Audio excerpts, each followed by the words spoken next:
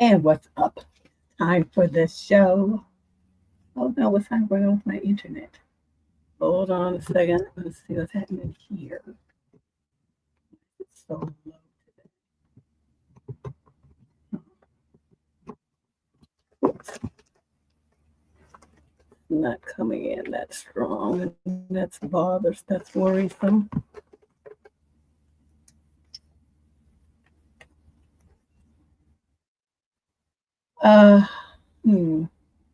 Well, hopefully you guys are hearing and seeing me okay. It's looking like I have really low connectivity for some reason, and I'm not really sure what's going on. But it's showing everything connected. Well, whatever. I'm just going to go on with the show. If we have problems, you guys, there's some issues, please let me know. Just type it into the chat stream if you're here on YouTube. But, everybody seems to enjoy that. It's just a little bit blurry. Yeah, because it's looking like it's coming in really low. Hold on a second.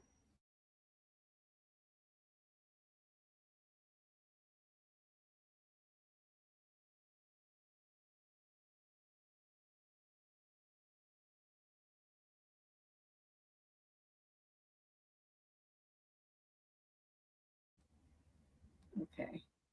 I had to tell my daughter I needed to stop gaming while I'm trying to do my show. It's using too much of the internet power, especially for folks that ain't paying the bill. Get off and wait till I'm done. But anyway, I don't even know if she heard me. I may have to get up and go back to her room and tell her. But I just wanted to say, okay, people seem to enjoy the Minty last week. So I want to do that again. Let me check the same camera. Yeah, I don't know. Looks like everything's set up the way it should be. And, I still got to get this working on this lighting thing now that I'm in a different room and it's summertime, so it's hot. So I have to have the windows open and the door open. And so, let some air in here. And it's making the lighting just kind of odd. But I'm going to work on this coming week and see what we can do to make it better. Let's see. Yeah, the Minty last week, everybody reportedly seemed to enjoy that interactivity. So I did that again. And we are going to do it, but slightly different this time. This time you're going to have different options. You're going to vote from NA, because, not every question is going to be about like a relationship where there's, some issue between the couple. It might be family, it might be parent-child, it might be coworker. So, it's going to be different situations. Or you might decide this person is just really desperate, they tripping, and they're just wasting their time. So you can vote for that one. There's going to be one where you say what? These are red flags, just let it go. That's your advice to the advice seeker. Or the fourth one is going to be, these are the folks who want to keep hope alive. It's salvageable. They can have counseling. They can have magic. They can do something that's going to, make it better for them. Or you can do the fifth option, which is where the hell they do that at, and it's stupid to accept such disrespect. So basically, you'll be telling the person, you need to get it together, chick. All right. So let us proceed. I'm gonna pull up the Minty. Hold on a second. We'll pull up the Minty so you guys can follow along. and vote on what you think is the best option for these people. As I should have done this before, but I didn't do it because I just don't have it together like the rest of you do. All right, this is the one right here, and we're going to present.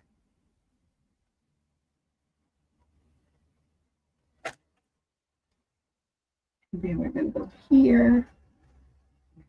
Present.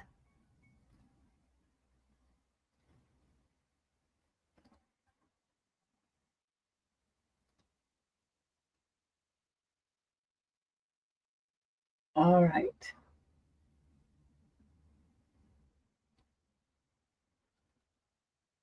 Oops.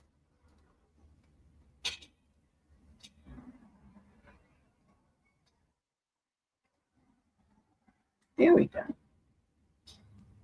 So that's it. That's what you're going to be voting. So if you want to participate in this, go to, like it says, menti.com, menti.com. The voting code is 3892-4806. Or there's a link to it. Oh, I put the link in the show description page on YouTube. The link is there. That's the guy that's trying to yeah, I'm not surprised. Okay, let's do this. So let's start with question number 1. This is from a young man in the 22 to 27 age group from Centennial, Colorado. Summary of issue: what's the deal with people sleeping with other people while they're dating someone else? Oh no, this is interesting. I feel like this scene has come up pretty often on social media, where someone is going on dates with someone in an effort to get to know them, only for the person to find out that the person is going on dates and sleeping with other people behind the scenes. I see many cases where people rationalize it as, quote, oh, but they're not exclusive yet, end quote. I feel like that excuse doesn't hold much weight, as it seems to suggest that people can do literally anything they want to up until the last second of being exclusive. That's just not how I see it at all. Personally, I have zero problem with someone going out on dates with other people if we're currently in the stage of dating, getting to know each other. That's what dating is, after all. You go on dates with different people and get to know them better and see what they're all about. But I don't accept the idea that it's okay to be sleeping with a rotation of different people during this stage. I absolutely practice what I preach. If I'm getting to know someone and I'm going on some casual dates with them to get to know them better, there's absolutely no nook involved. I reserve that for later once it's serious. And sure, I see nothing wrong with going on a dinner date with someone else if I'm in this early stage. But again, that's where it ends for me. If the other person pushes nook that early on, it indicates to me that this is how they treat their other dates too. I definitely see the importance of clarifying expectations. I wish everyone could be more upfront about their intentions. If I find out that someone I'm going on dates with is sleeping with other people, that's an automatic signal for me to move on, as we don't seem to share values or attitudes in relationships. What is your take? Well, I agree with you. If that's really how you feel, you are, oh, sorry, everybody, I forgot to advance the slides. Okay. See, I'm doing this all backwards. I'm sorry, I got flustered because I was running late. So this is what I was talking about. This is what we're going to be doing this week. You're going to vote on whether the relationship can be saved or not. If better communication or counseling may be the answer, or if they should just throw in the towel and give it up. Okay. We're also doing this. So if you have a question that you want to get answered, you pay the $10 on Super Chat, or that's YouTube on Super Chat, or the Cash App, which is Debsterism, same as this channel, and $10 US for those of you listening overseas is US dollars, $10, and then you can either call in, which I will put the link for you to do the VoIP line, or you can type it into the chat here on YouTube, and I can read it and answer the question that way. So we got 2 things going on today. Actually, we got 3: advice column, the interactive poll situation, and the on-the-spot dating advice. That's it. So if you have your phone out, you want to use the QR code to pick up on the Menti, because we're going to do the voting starting with this question I just read. Or you can do menti.com and enter that code right there. And I'll put this up again as we go through. And it's also at the top of each slide. So if you missed this one or you didn't see it fast enough, don't fret. Okay. So here's the list where you vote on question number 1. So you decide if what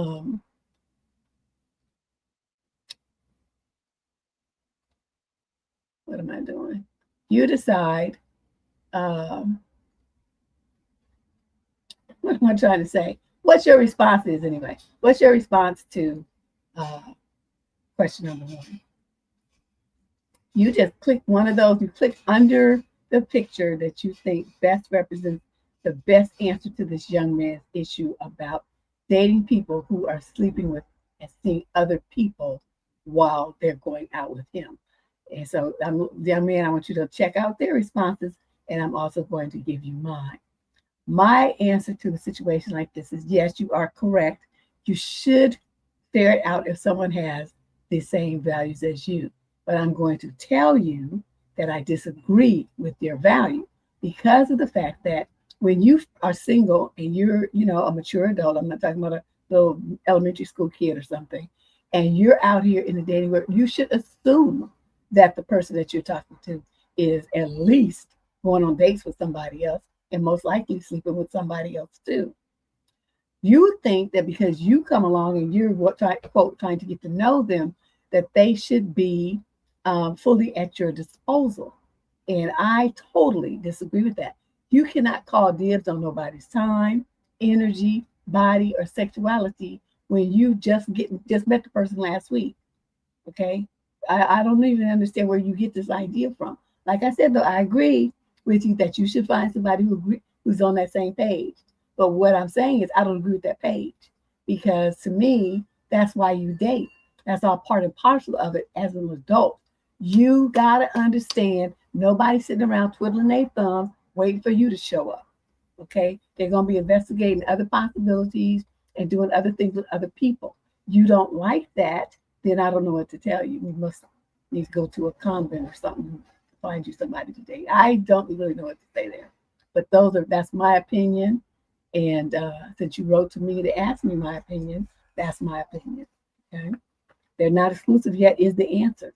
My answer goes even further in that you're not even really in some kind of serious relationship until you're actually married. Up until then, while you walking down that aisle, before you say I do or sign that marriage certificate under the law, your behind is still single. Remember that movie, The Runaway Bride, how she's walking down the aisle and she made that quick U-turn and jetted? She came into that church single and she left single. So to me, you're trying to put rules on people like they're married when they're not. And so I don't agree with this at all. And I know people are like, well, yeah, but you got a commitment. And how many people who are married and you have a commitment cheat and do other things? So, I mean, you should expect when somebody's single, they just going to be dabbling. Married, they supposed to not be dabbling, but they sometimes still do that too. So, I mean, I don't know what to tell y'all. I really don't know what I'm supposed to say here. Okay. So let's move on to the next one. I'll let you be looking at it while I read the question. This is from a young man as well. He's 18 to 21 from El Paso, Texas. The female's 22 to 28. Summary of issue. My girlfriend wants me to move in with her, and I don't know how to turn her down. My girlfriend and I have known each other since we were really young. She's my older sister's friend from middle school. We met when she was 14 and I was 9. Oh, my God. So for 10 years, we've been dating for 10 months. She's a therapist and makes really good money doing so. I'm currently in school to be a system admin like tech. Well, when I turn 20, my parents want me to either start paying rent or move out. The problem is I currently don't make a lot of money at my job and I won't be able to afford my own place. My girlfriend insists on me moving in with her and we can figure out the financials as we go along. But for some reason, I'm scared to make that move. I don't really know why. I'm not scared of her or anything, and I'd rather find a way to pay rent at home before moving in with her. I sleep over her house every weekend, so it's not like I'm not there a lot. I just don't know what to do or how to tell her without a concrete reason behind it. This is what you say. You say, look, I know we've been dating. I've known you for all the time, and we've been dating for 10 months, which is less than a year. I don't feel comfortable going to that level with somebody I've only been dating for less than a year. Not to mention that you're way more established than me. I don't even really have a really good job. I'm still in school. So the economics and the the states that where we are in life is so vastly different. I need time to catch up. I don't feel comfortable moving in to have you be in a sugar mama position. You know I don't make any money. So I'm going to stay with my parents. I'm going to work on my finishing school, and I'm going to work on getting a better paying job or maybe a second job. That's what I'm going to do. And and you just tell her that. And she might want to fuss about it, but I mean, in reality, every single thing that I just said is true. Those are things that you need to be concentrating on. And those are that is where you are in life. And no, you're not ready to be in a committed relationship. Because my concern is with her being so far along and you being there, next thing she's going to end up pregnant. So you better watch yourself. She's going to end up pregnant and you're going to feel stuck. See, that's where you young men mess up. You don't be thinking about that part. You just think about the good time you're going to have in bed. And you don't think about, oh, well, this could lead to children and 18 years of financial devastation and then be responsible for somebody for the rest of my life, or else being a deadbeat for the rest of my life. Either one is not an attractive option. So, as you busy laying up every weekend and stuff, and she's, in her mid-20s thinking about you moving in, that means she's thinking about advancing the relationship. That's why you're hesitant, because that's what she's thinking. You just couldn't articulate it. You're not ready for that step yet. You're not financially ready, mentally ready, emotionally ready, educationally ready, maturity-wise ready. You're not ready for any of it. So you need to accept that and just deal with it, or break up with her. You can do that too. I don't think you probably do that, but if you're my son, that's what I would advise. Until you get a second job, the time you spend laying up, you need to be working a second job on those weekends so you have money to pay your rent and start living like a fucking adult. Okay? Because no matter where you're as an adult, no matter where you are, you got to pay your way. You got to pay something. So that's just the way it is in a big city, honey. Okay. Oh yes. Hold on. Let me go to I had it saved, but I don't know where I put it now. Hold on a second. I have to go to the YouTube channel.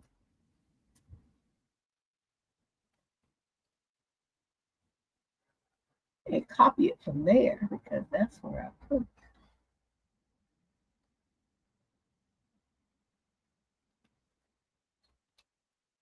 Hold on.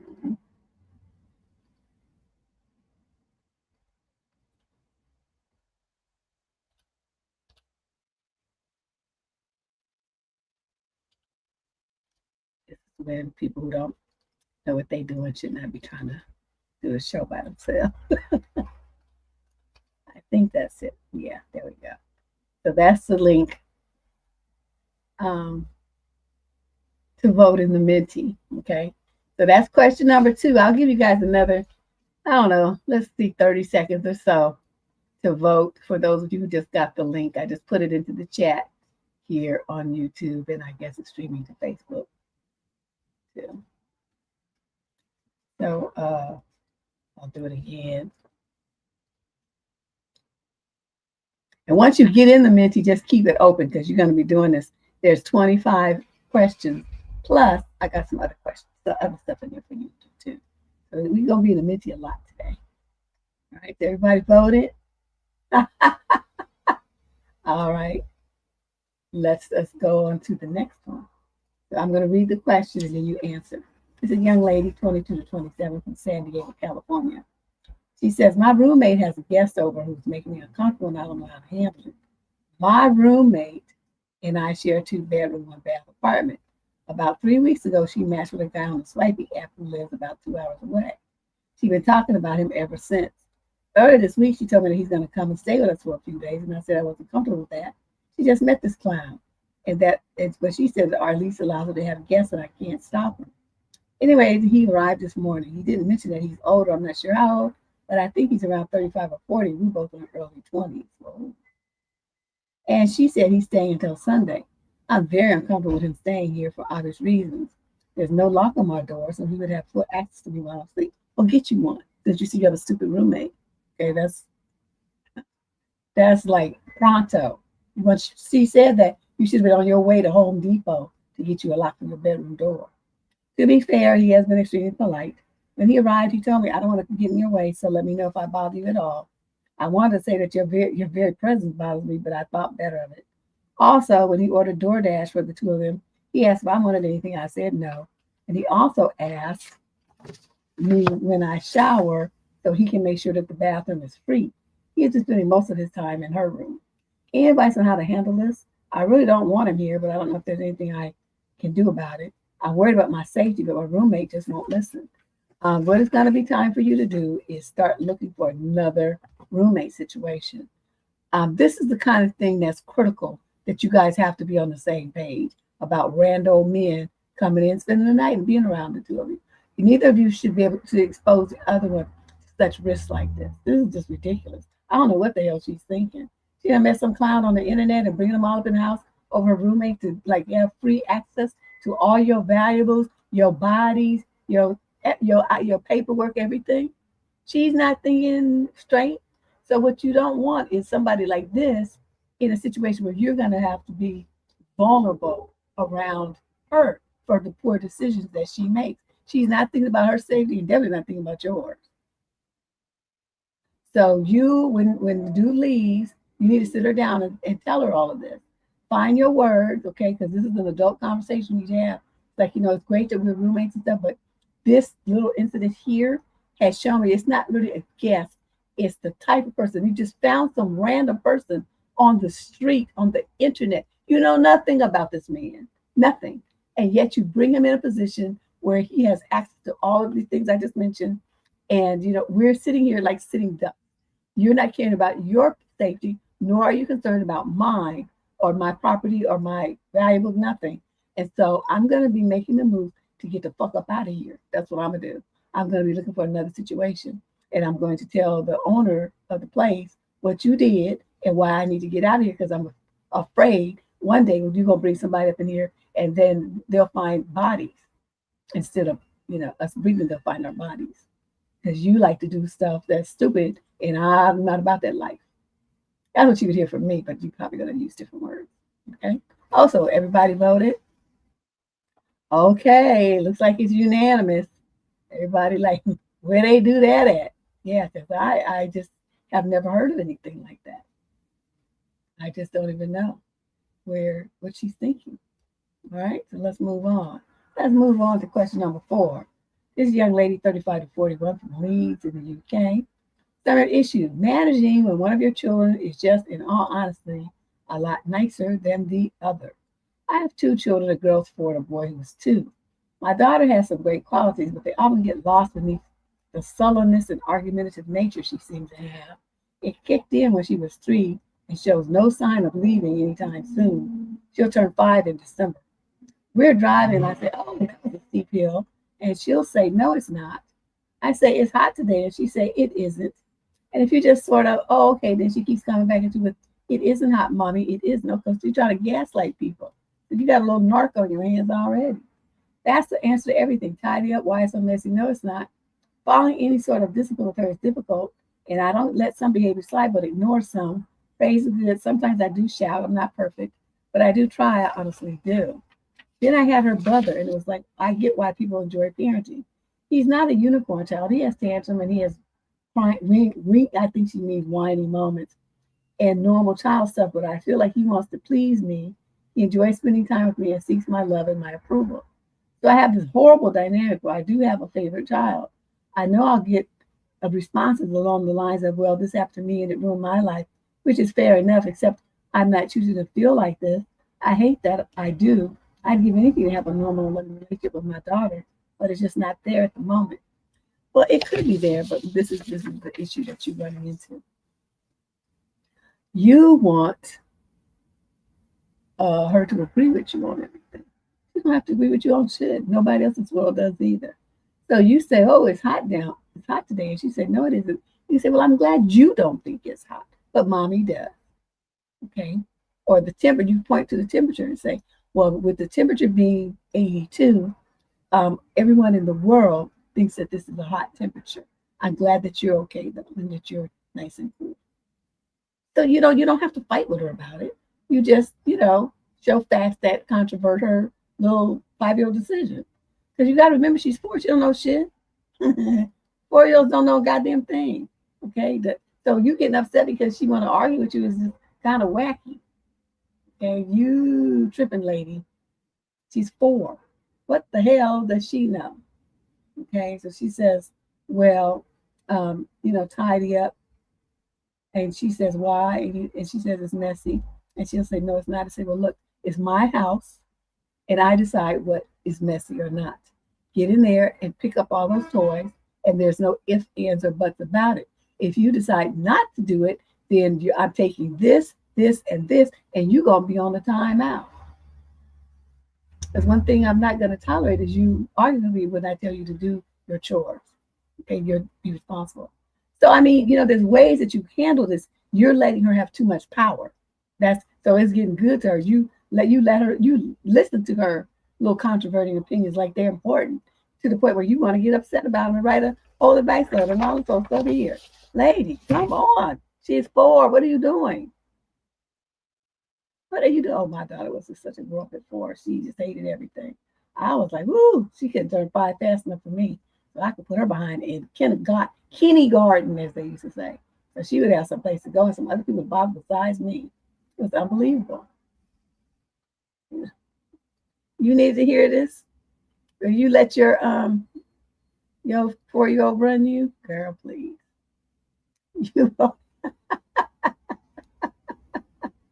That's the mentee for people who are just getting here. Yeah, these roommates, I don't know. I remember, when I was going to school, I told you guys, my uncle paid for me to go to university, and they had, the first semester I spent in the dorm, I didn't like it at all. So they bought a condo, and it was a 3-bedroom. So I had the master bedroom, and then I had 2 girls in the other 2 rooms. And it was a constant juggle of roommates because, they would come in with, my aunt would screen them, and they'd be, they talked to her all cool and stuff. And then the drama would start. Like one had this boyfriend who wanted to come all the time. I said, he can't be here all the time because, he's using up all the resources and waters and stuff. My aunt and uncle paying this water bill and paying his light bill, and he want to be here. And so he wasn't in school. I don't know what dude did, to tell you the truth. And so I told her he could not be here. And she said, well, I think, you want to get like that? I said, okay. Her ass got an eviction notice later that afternoon. And so, I just wasn't playing with them like that. And so, your brother? How old is your brother? Well, at least we're talking about a little baby. She's only 4. Your brother must be a grown man. He does that kind of stuff. That's when adults do it. It's called gaslighting. They try to, determine your reality. Little kids is different. I wonder if I take this out in a second. If it's just nope. I don't know what's going on with my internet today. Oh, yeah. I just wouldn't be bothered with him too much. All right, so everybody's voting on question number 4. That was interesting. All right, let's move on. Next question, number 5. Here we go. This is a young lady, 20 to 34, from Evansville, Indiana. Started an issue. My boyfriend sometimes talks like he is better than everyone else. How do I deal with it? Oh, boy. I've been with my boyfriend for 10 years. We are 28 and 30, respectively. Lately, I've been noticing a pattern in his behavior that's been bothering me more and more. He makes these arrogant comments that really come off like he thinks he is better than most people. Let me give you a few examples. Number 1, when we're talking about general issues like people not throwing their trash away properly or breaking basic laws, he'll randomly say something like, well, I'm smarter than 90% of the population. He literally uses that exact phrase all the time. Example 2, when he's speeding and I ask him to slow down, he goes, don't worry, I drive better than 90% of the people on the road. Example number 3, he's successful in his career and makes good money. There have been a few times, not often, but still, when he gets frustrated in public, like say someone cuts in line, he'll say stuff like, I can't stand poor people. Like, what the fuck? What is that even? How's that even related? Now, to be clear, he only says these things to me, never in front of friends or family. He's never directly disrespected me or made me feel dumb. It's always about other people, about how awesome he thinks he is. But honestly, it's starting to really worry me and make me question if this is the kind of person I want to stay with long term. He tends to think he knows more than everyone else, and if someone disagrees with him, it's automatically because they're, quote, not smart enough. When I talk about other people's achievement, he brushes them off like, that's easy, I could do that too. After all these years, I've kind of realized he's actually very insecure. And I think this arrogance is just a defense mechanism. Exactly. Why it took you that long to figure it out?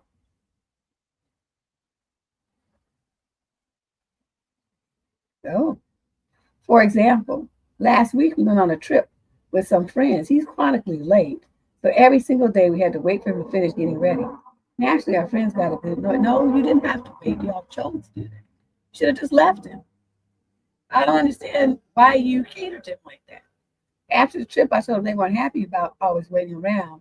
He got upset with me, saying that I should have defended him, that any decent girlfriend would have. He said he didn't care what our friends thought. He just felt hurt that I didn't stand up for him. Then, totally unrelated, he started bragging about how he's a better driver than one of our friends and how no one drives like him, etc. It was such a weird shift. Like he couldn't handle being criticized, so he had to immediately pump himself up again. Wow. I also think his mom enforces this behavior. She's constantly bringing up how smart he was as a kid, how he won all these academic awards, and how he was in number one in some competition. And from the little I've seen of his brother, he's even more arrogant than my boyfriend. So I really think this kind of thinking started in childhood. Aside from that, we get along well, and these arrogant comments aren't constant, but they do bug me. How do I even bring this up to him? How do I convince him to go to therapy and work on this? You don't. You just start slamming him. Let me tell you how you do this. Y'all vote. Hey, y'all vote. This is how you gonna do. Okay, so he said, oh wait, that's the wrong question. We're talking about general issues, and he'll say like, I smarter than 90% of the population. Have you ever questioned him like, okay, where did you get that statistic from? Because you know statistics like what you just said are made up on the spot by most people. I have never seen a scientific study that proves that you are smarter than 90% of the population. I need you to show that to me because I need proof that this is true. Otherwise, I want you to stop saying that shit. You sound like trying to brag about some shit and you just making some shit up in your big head, big old watermelon size head. Okay. And this thing here, I drive better at night. And again, the 90 drive better at 90%. I mean, where's he coming up with these numbers? And I'm surprised you haven't jammed him up on that. And then he'll say stuff he can't stand poor people. Say, well, poor people can't stand your ass either. You're always bragging about yourself like you just all that. You know that really gets on people's nerves and makes them hate you, right? And then, that being late all the time, see, that's very disrespectful to other people's time. And that's what you should have told them. It's like, you have this bad habit of thinking everybody's supposed to fucking wait on you. You do that shit again, and we're going to leave you. That's what I would have told them the first day on the trip. Don't you be on time. When the rest of us are ready to go, you better be ready to go. Or we're going to leave you, and you just be here, get ready by yourself and figure out how to catch up with us. That's what we're going to do. Because we're not going to ruin our trip for you. Leandra. So, there's ways for you to handle this, but you haven't been saying anything. You're just letting him get away with this. And then you want to write me and act all pitiful and stuff. One thing I really struggle with is women who don't use their words, don't check me in, and don't set any kind of boundaries. Because all you have to do is tell them, look, I'm sick of you saying that. Don't tell me that shit anymore. You're making that stuff up and you sound stupid. I hate it when you do that. You're not smarter than 90% of the population, probably more like 2%. The very fact that you keep doing this shows how dumb you are. You think you got to keep rubbing it in and try to make yourself seem like you're so big and better than everybody else on the planet. You're not. It's like, my favorite line when I used to run into dudes that just oh, so when did you win your Pulitzer Prize? Let me pull it up on my phone and see when you got, oh, I haven't won one. Oh, well, then you ain't that fabulous. You just, still trying to come up just like everybody else. So just stop it now. All right, so everybody voted. You voted on question number 5. Okay, a little split there. Okay, let's move on to number 6. This is from a young man, 22 to 27, from Edmonton, Canada. Third issue, my girlfriend is dismissive and rude. How do I shift the dynamic? Recently, I've been noticing that my girlfriend has become incredibly dismissive to anything that I say, and almost always chooses to, quote, take the other side of any opinion I have. We've been together for just under 2 years, living together for 10 months. It was her idea. Now, in somewhat extensive past of relationships, I've never really felt emasculated ever, not nearly as much as in this one. However, I'm generally good-hearted and over-accommodating. I wanted better for this relationship because she checks all my boxes. So naturally, I accommodated her every need and I always been super nice to her, but I think that has bitten me in the ass. After moving in together, she has just become so incredibly dismissive to anything I have an opinion on. I'm constantly doing things wrong in her eyes. It's gotten to the point where I don't even push back just to maintain the peace. Okay, so you done whipped out. She'll make snide comments that are just condescending and rude. If I match her energy, it's a problem. It's not what you say, but how you say it, I always tell her. It's gotten to the point where even normal conversation, we can't seem to communicate without slightly setting her off in some way or disagreeing about the most minor thing, which turns into bickering. It's like she has this idea in her head about anything, and it's her way or the highway. Literally, one time I picked her up from bars from a happy hour. Waiting at a stoplight, this obviously wasted chick was crossing the street. I made a comment like, damn, she's wasted, kind of scared to be alone like that in the city. On my whole heart and soul, this woman began to disagree about the obvious fact that this stomach girl wasn't drunk. Keep in mind, this is a complete stranger. I know it's a dumb example, but this was the reason I realized that the facts are evident. She would, and for some reason, she tried to take the other point of view. It's getting to the breaking point. She actually made a comment that she wears the pants in a relationship. Wow. I started thinking she views me as lesser than her. If she said that to you and you heard it, she does view you as lesser than her. It's like just because she can ask me to do things for her, she's also right. I put up with so much disrespect that even a slimmer of that towards her would be an immediate war. Well, you better start a war then. Okay, I'm going to skip down with this stuff. He's just like, I tried talking to her about it, but it just nothing changes. I guess what I need advice on is how to take back some control of my life and my relationship. How do I garner enough respect from her to start thinking that what I say actually holds value? I'm confident enough to know it does, and I speak with my chest, but I started avoiding it entirely to avoid conflict because she will die on any hill that isn't mine. I want to make a note that throughout this letter, he was using lowercase I when he was talking about himself, which is a psychological reflection of how little you think of yourself. It's not in all the situations, but I'd say at least half. I asked Candace to stop changing them because those are important signs I need to know when I'm reading these letters. So whatever was happening, he feels like he's still confident and stuff, but what he's written here indicates that he's falling fast. So, sir, what I'm going to suggest from you, so you guys can vote what you think about his situation. This is question number. This is question number 6, which is on the screen now. Cast your vote, please. I'm going to say this, young man, look for yourself a place to move and pack your things and move there. Because even if you're moving with a buddy, you guys split a place. Because what's happening here, if you continue in this relationship, she's going to destroy you emotionally and mentally. Any shred of confidence you have is going to go up in flames. You think because she checks this boxes of this list that you have that this is a good choice that you need to accept all kind of nonsense. I'm telling you right now that that's not true. That is the furthest thing from the truth. What you need to do is get rid of her because you made the fatal mistake of letting her think that she's all that she's your dream girl or something like that. And I don't know what's on your list, but the number one thing that must be on anyone's list in a relationship is that you're respected and treated with kindness and consideration, and you're not getting that. So I mean, all the fact that she looks a certain way, or the look looks a certain way, or she makes stuff to certain money, or whatever other stuff you have on your list. The fact that she has that, you're being disrespected, talked to like you have a tail, and treated like you're a roach. So to me, that cancels out all the other things. I really don't understand what it is that you see in this girl that you let someone talk to you like that. Especially when she's gonna tell you straight to your face that she wears the pants in the family. Did y'all vote? We'll put the link in there again for those new people who just came in. That's the link. Or you can just go, like it says on the slide, to menti.com and enter those 4 numbers in there. Wow. This is really sad that you're so young and that you would accept this nonsense for anybody. All right. So we only got 2 votes on that one. All right, that's it. Whatever. Let's move on to question number 7. These are the instructions. If you just got in here, you can scan that QR code to pull the Menti up on your phone if you're on your phone or tablet, or you can log on to menti.com and enter the code of this for this slideshow 3892-4806. Either one will get you right here so you can participate in the slides and the little interactive polls we got. Okay, now we're on question number 7.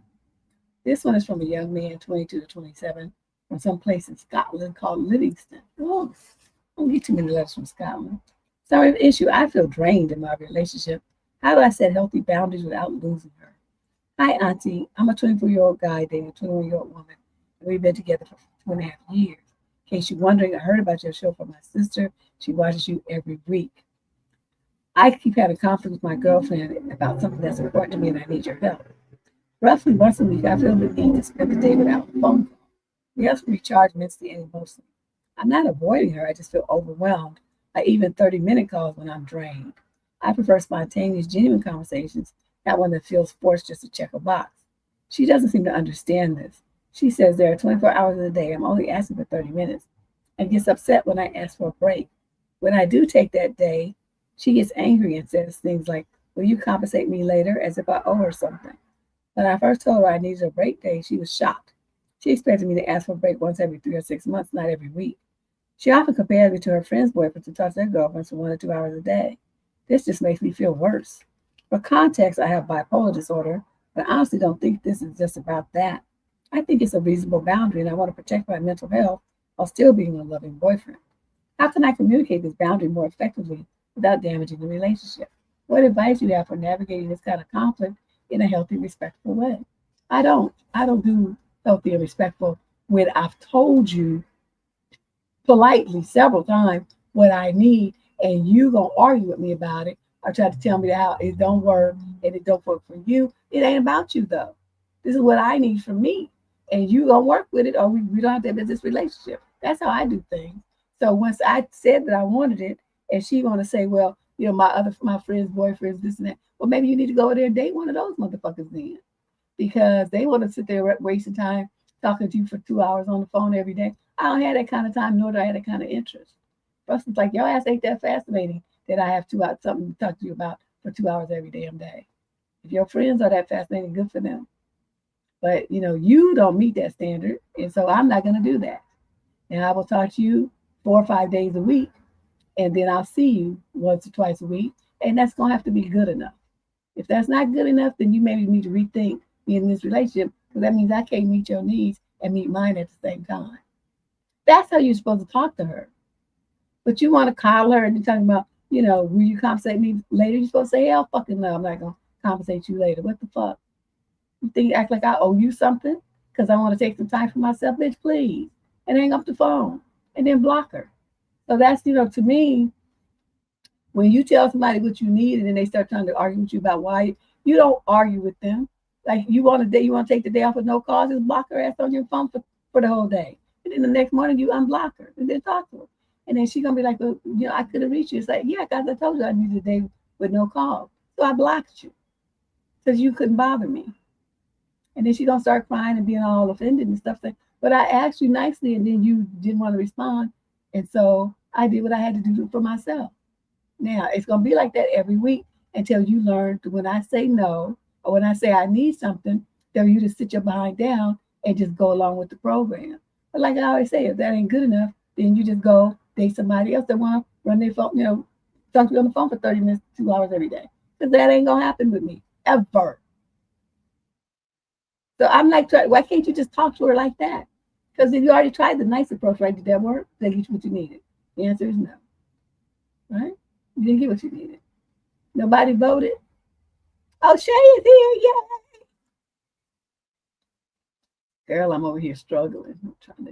I'm trying to do this by myself. Here's the link to the Menti. Plus, I have it up on it's right there on the top of every slide. We only on question number 7, so it should be okay. All right.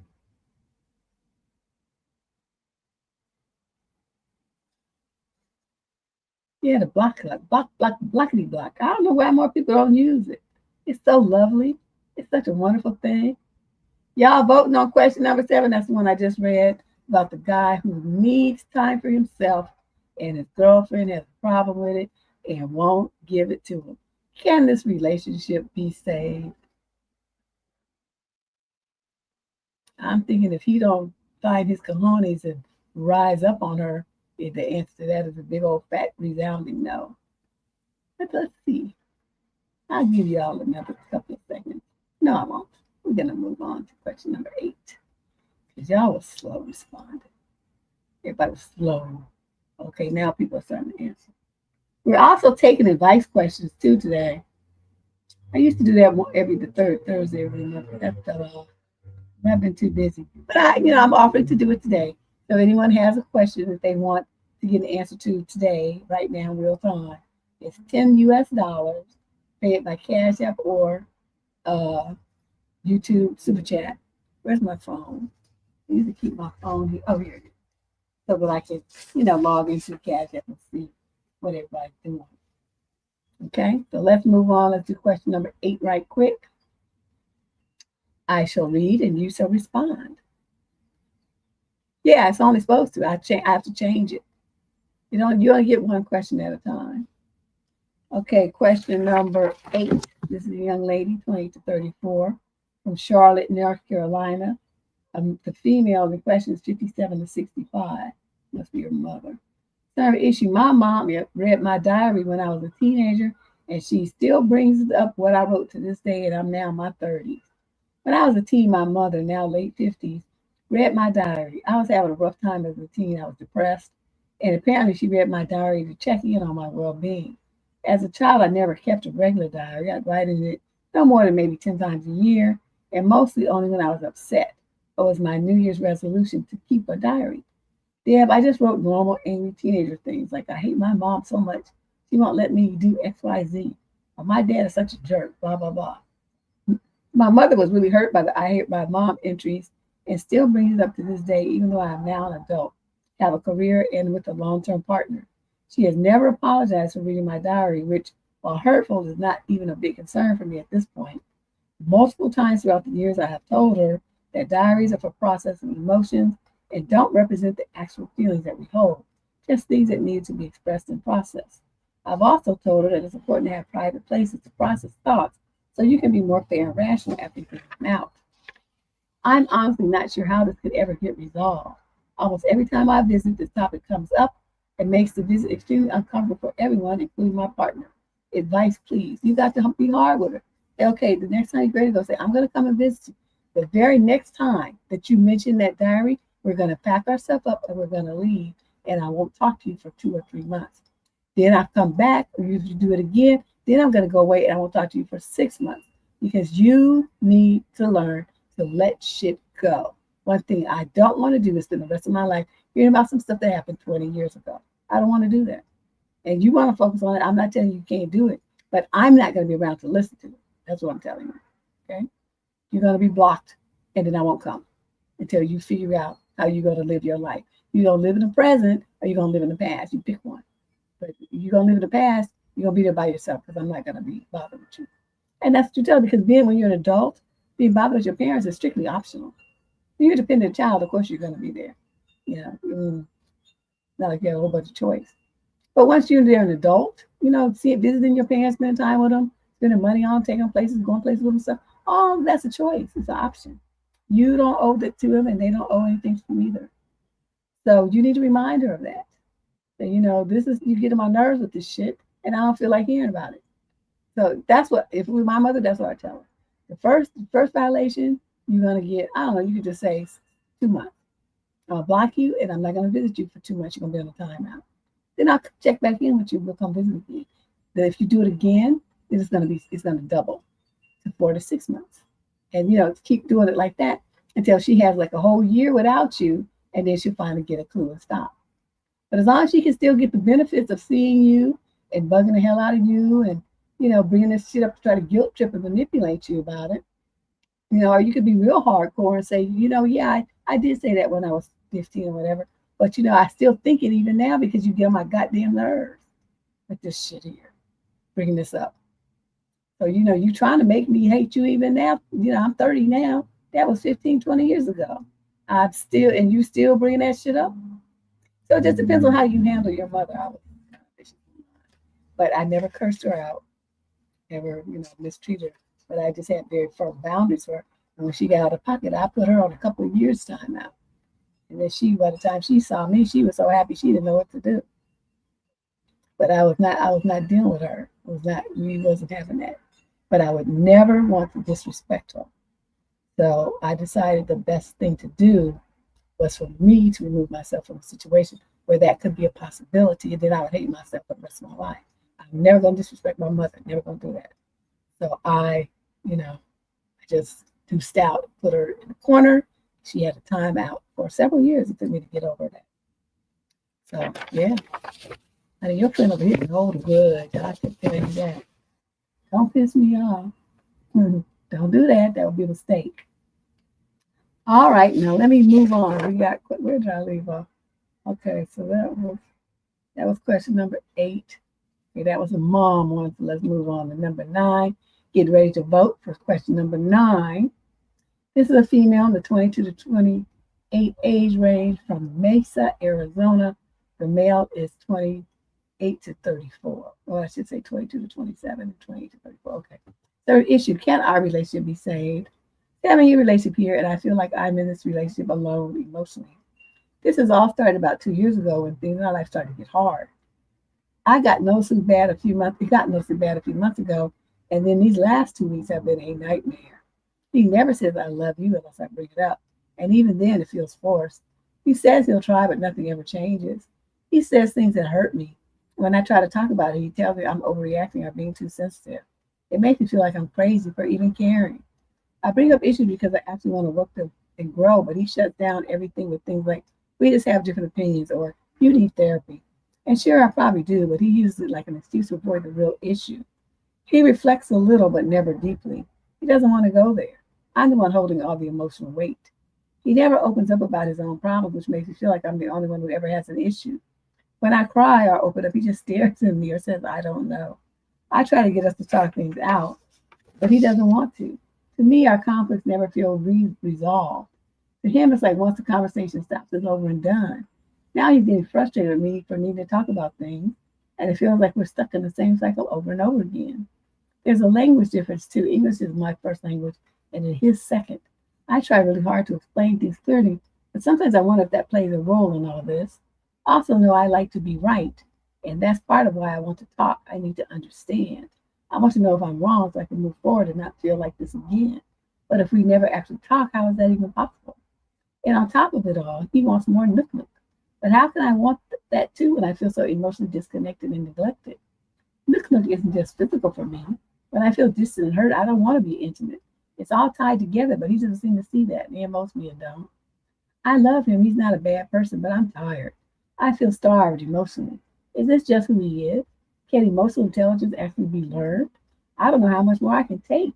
How can we make this work? You can't. Just admit that 7 years is all you got and things out. I mean, what the hell would you want from me? Plus, you're too young anyway. You're only 22 to 27 age group. And you got 7-year relationship with the same dude in your 20s. It's guaranteed to never work. I don't know what you're doing. Okay, the man never says he loves you.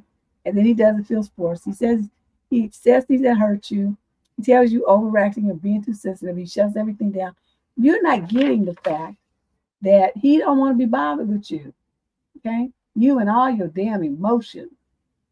When you tie that to somebody who wants to be right, you say you're trying to be understanding, you want to understand, but that's not really what's going on. A person who wants to be right, they want to understand only to the level of where they can find information so that justifies their position. You must think I started doing this shit yesterday or something. Check out and seen it all. Okay, I know your moves, and he knows your moves too, and that he ain't falling for the trap no more. And that's why he just refuses to engage. So what you need to do is understand that, this relationship, from my perspective, is over. It's over. You guys are just hanging on, beating a dead horse, trying to, because I guess you're used to each other, you're just not ready to let go yet. But, all of these problems that you're having here, These two, but one or two of them, you could probably deal with it.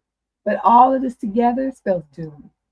He's not trying to engage with you. He don't want to resolve nothing. He ain't trying to hear what you're talking about. He dismisses what you're talking about. And, and people say, yeah, but I still love him though. Nobody ever said that a breakup is based on lack of love. I mean, I guess it can be, but usually it's other problems. And the people still care about each other, but you realize that those problems weigh heavier than the love does. And so you do sound. Yeah, this is my perspective. This is a wrap. You want to understand, you know if you're wrong. Like I said, you're not looking to find out you're wrong. You're looking for ammo so you can be right. We know those tricks. Okay? So fewer people are voting, only few people voting on that one. That's okay. Let's move on to question number 10. This is a young male, 28 to 34, from Nashville, Tennessee. The female in question is 22 to 27. Current issue. My girlfriend wants kids soon, but her dog runs the house, and I'm starting to question everything. Wait, what? Okay, first of all, okay, let me shut up. I've been dating somebody for about 6 months. Wait, she wants kids and she's been with you for 6 months? And she's made it clear that she wants children within the next 2 years. That's made me start thinking seriously about our compatibility. And honestly, I keep coming back to how she treats her dog. Don't worry, she doesn't not abusive to the dog. It's just not the best situation. This is a 2-year-old that she rescued a year ago. It's a high energy breed that clearly needs more exercise and stimulation than she's getting. She has a small yard to roam around in, but it's not big enough. She chews up things in the house when she's left alone. She isn't crate trained. My partner gave up on that early on and only knows 2 basic commands that I'm aware of: sit and down. Sometimes she's well behaved in the house, but other times she's constantly looking for something to do, having to grab mischief to get into. Her attention span is very short. I think she gets frequent walks, but probably not enough. The biggest issue is that for at least 7 months now, this dog has been constantly pooping and peeing inside the house. Oh my God. Upstairs, mostly in the same spot. Ugh. Downstairs, if she happens to be down there and the upstairs is blocked off. I thought it was an accident the first time I saw it, but it's not. The house always smells. Sometimes the mess just sits there for hours. I know because I watched the dog pee upstairs next to a couple of piles of poop. Oh my God. In the house? Are you kidding me right now? And you still living there? Dude. Okay. It's gross, yeah, but also kind of heartbreaking for both the dog and the general state of things. She mentioned early in our relationship that her dog has a spot upstairs that she goes to sometimes. It's not sometimes, it's every day. And it's clear to me now that there's been no real effort to potty train her. Okay. She did talk about the dog being outside. And This is where I get stuck. I generally care about my partner, but I find it irresponsible to own a dog, especially a breed with serious needs, and not meet those needs. The lack of training, structure, cleanup, and attention says a lot about her. I can't stop thinking if this is how she handles a dog, how would she handle a child? I always catch myself feeling warm and fuzzy about her when we talk and when we are together. But when we are apart, I keep thinking about that dog. I know dogs and kids aren't the same, but the parallels and responsibility are hard to ignore. I want to approach this issue, but I'm nervous about how she will react.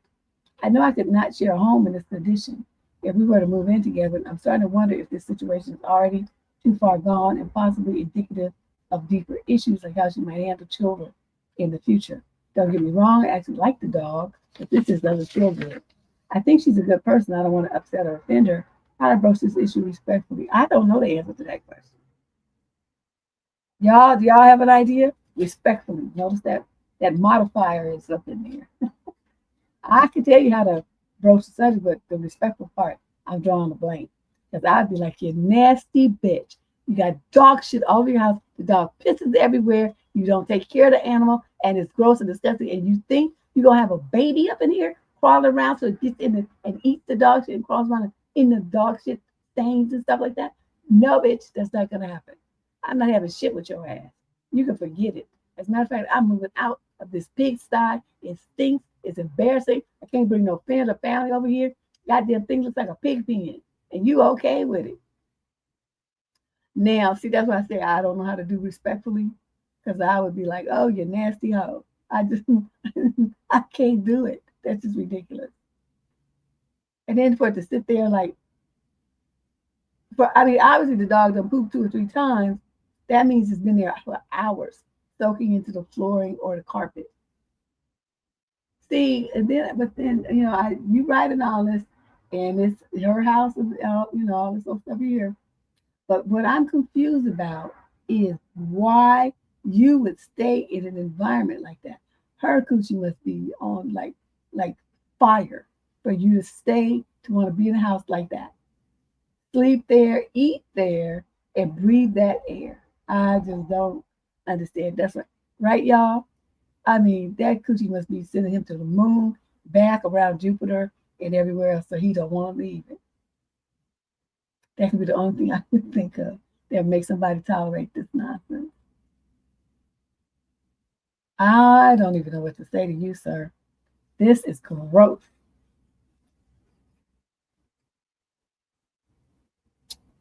Everybody voted. Everybody voted. This is this is disgusting. Did you vote in the mention? Is this relationship able to be saved? I think it was me. Which one would I do? Yeah, I'd be number 2 or maybe number 3. Maybe one of them two. But dude is just. Oof. All right, now we're gonna take a little break. This is where you go onto the Menti and you type something. You're gonna type. This is a word cloud. So you think, what words come to mind when you think about this show? Something might be like crazy, wild, sane, educational, serious. I got that word. I don't know. Just type what you think. I'm gonna give y'all a few seconds here. All right. While you think about that, I'm going to go and get me some water. I'm gonna remove myself.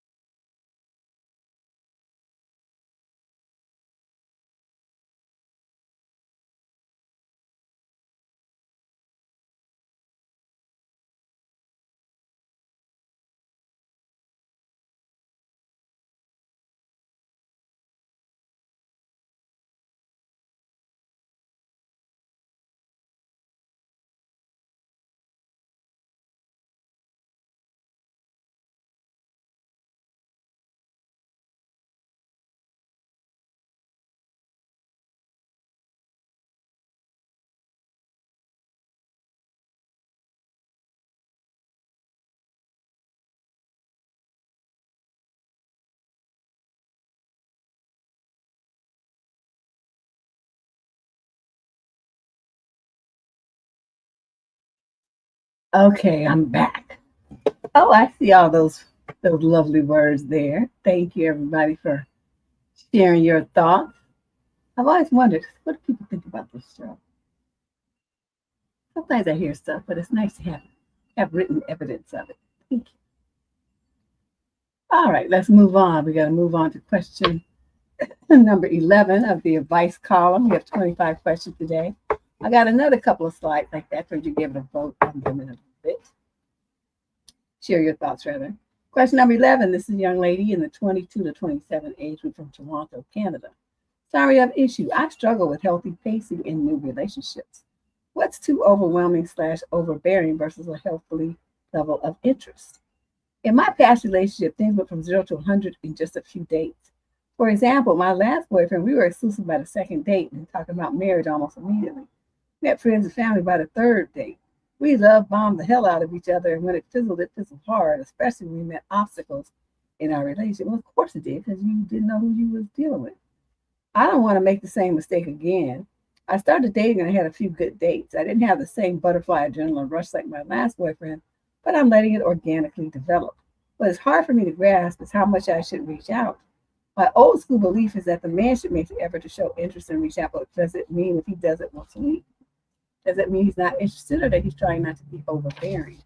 Some men chat constantly, which I like because it shows they're interested in me.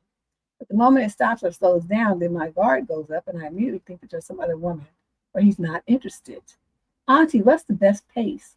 What can I do to be cute and flirty and portray that I'm interested, but not come across as desperate, needy, or overbearing? Are you all catching this? Dating feels like a game that I hate playing. I'd rather give each other lists. If we check most or are willing to commit, let's get married. I'm very black and white. Not into games at all. I need help. Okay, well, you just ain't gonna work because you can't have a list because there's so many nuances to people's personalities that you just having a list is so superficial. Okay, what is the best pace? Okay, let me go back because you just was all over. What you go here. So you realize that love bombing stuff is going fast and furious is not the work. That doesn't work. Okay, you had the same few good dates, but you don't have butterfly adrenaline rush because you're supposed to have learned something from your last relationship. So you shouldn't have that. Okay. I think we only have those once in a lifetime where we just get all giddy and stupid and stuff. After that, you realize, usually if you meet somebody and you get those kind of feelings, it scares you because you know what happened the last time. And so you back up and you put on the brakes. And then you start looking at them with the side eye, like, why is it? I'm not going to let my, lower body control what's going on. I got to engage this up here. And so, you tend to view things different and you handle yourself differently. So this is how you're supposed to be. This shows the element of maturity and growth. And you say, how much you should reach out. He only reaches out once a week. Well, to me, that's like casual dating. And since you don't really have any kind of commitment with this individual, what that usually means is that they're in contact with other people. They're trying to figure out, if anybody has more of something that they're looking for that's going to make them want to deal with them 2 or 3 or 4 times a week. And also that you should be doing the same. Because if you only got somebody that's only reaching out to contact you once a week, that's, very low level of romantic interest. Like, even if they're not going to see you more than once a week, you still hear from them more than once a week. That's what I'm saying. So I wouldn't put too much stock in a dude you only heard from once a week. That's kind of, it's nice to hear from when you hear from them, but make sure that you date other people. And as far as you reaching out to them, I don't know. I know I'm old fashioned that way, but I just don't call men. I don't feel they need to do that. Unless I have a reason, like, I don't know. I know they're on their way here and I want them to stop at the store because I realize I'm out of something and I'm making dinner. I'll pick up the phone and say, oh, can you run by, before you come to the house and run by Lucky's or Safeway or something and get, pick up this, and this, because I thought I had enough, but I don't. And just bring it with you. Okay, I'll call you then. Or, I don't know, something happened and I found out something happened, somebody, his family or something, his dog himself. Oh my God, are they all right? You go, what's the status? I'll call for something like that. But just to call a man, I'm never going to do that. It's like, if you want to talk to me, then you call me. But other than that, I see no reason to ever call a man. I didn't call a man I was married to. He used to call me. Hey, babe. Hey. How you doing? What's going on? Oh, I just want to hear your voice. Oh, work is stuck in, whatever. Stuck in traffic. Yeah, but whatever.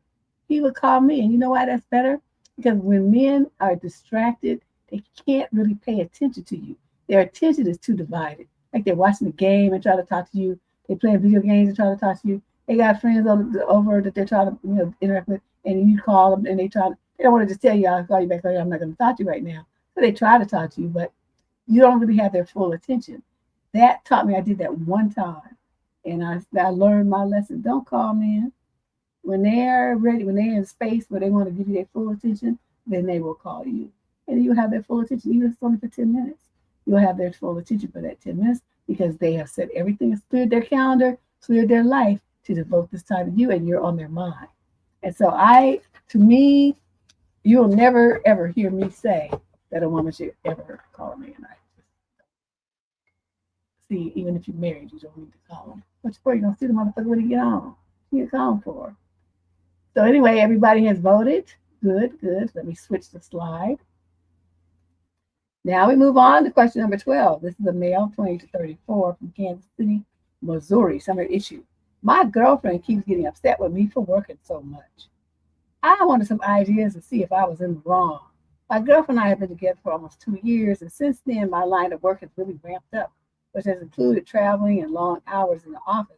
But I don't mind because it sets us up for more stability and future opportunities. She has a pattern, though, of switching jobs constantly, and as of today has been fired for consistently calling out after burning through her PTO, which leaves me worried, so I panic and take on more work to compensate for this inevitable scenario. Recently, she has been going off on me and having meltdowns about not spending time with her or helping with chores, dishes, trash, and cleaning since I've been working at least 12 to 15 hours a day, 7 days a week for the last 4 months straight. My God, you gonna burn out, dude. I've been trying to be the best partner I can to her during this time, making sure she never has to cook or pay for food when I'm not there, covering all the bills, doing chores in the short hours I have at home or between jobs, but it never seems like it's enough for her. It's hard to see eye to eye with her. I feel like I'm being selfish in prioritizing financial stability, but before we got together, I was homeless in a really deep hole of debt, and I'm afraid that I will be dragged back into that state if I don't compensate. I'm extremely worried because yesterday she told me that she's feeling resentful. There's an urge to run away because she feels alone, and I'm part of the reason she can't stand to go to work. Any advice on how to handle this, or at least try to get her to see my perspective on why I feel the need to work like this? I would really appreciate any help. Sir, you've already explained it. I mean, I just read your letter, and I get it. What's going to inevitably happen is what you need to do is sit her down and say, I wouldn't have to work 12 hours a day if your ass would stay on the job and not get fired every time you turn around. If you would be responsible and accountable for yourself like a fucking adult, then you could get what you want and not have more free time. But since you don't, then I have to work to make up for the difference. But you really don't have to, because what you could do is just kick her out and tell her you need to get a job and stay on it for 3 months, and then I'll talk about anything else. But other than that, you need to get out. Because one thing I'm not going to do is take care of somebody who's not my wife. You need to get out. If I find a place to move, I want you out in 30 days. And then do it. She's just going to be like chilling, and then, okay, she don't have a job. And this is what I tell her, okay, you ain't got a job, so you don't have nothing to do all day, but you should never be tired. Number 2, you want me to do chores after I've been working 12 hours a day. Not going to happen. Number 3, you ain't paying no bills or contributing nothing financially. I'm carrying the whole load by myself. And guess what? The load would be lighter if your ass wasn't here eating, burning up lights, and using up my gas card. So all in all, I don't really see there's any advantage to having you here. Listen, I can get that anywhere. I don't need you for that. So, you cost me too much. Just have somebody lay next to me in bed. So I want you to get your shit and get the fuck out in like 30 days. If I were you, that's what I would tell her. Are you going to do that? Probably not. So you're going to continue to get used by her until she runs away from you versus you kicking her out. But sir, what's going on right here? You've been getting treated very disrespectfully. We talked about this last week.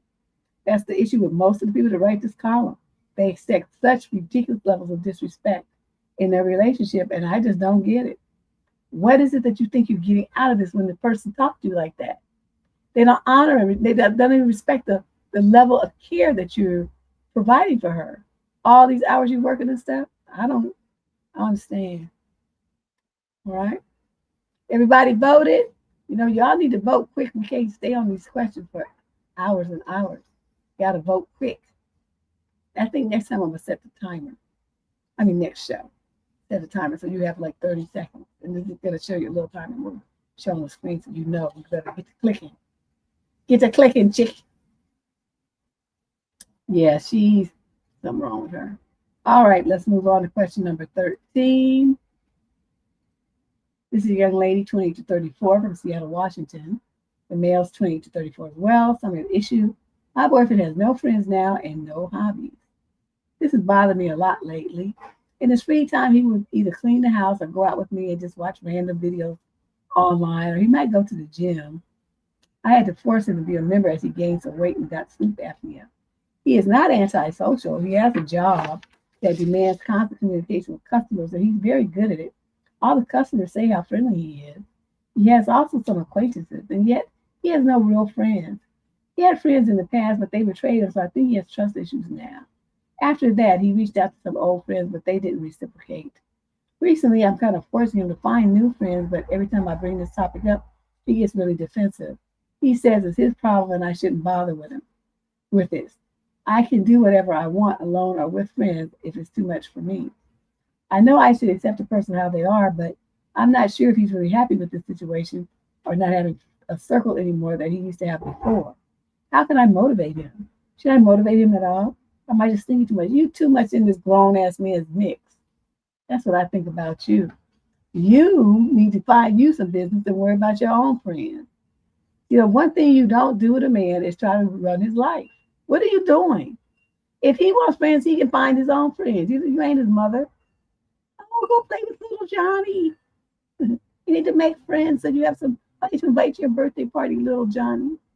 You sound stupid, really. I don't understand this. You know, a lot of men don't have any friends. All they have is acquaintances. They have golf buddies, tennis buddies, gym buddies, whatever, drinking buddies. But like a friend that they bare their soul to, most men don't have that. That's why they get a divorce and be all suicidal and all, you know, depressed and shit.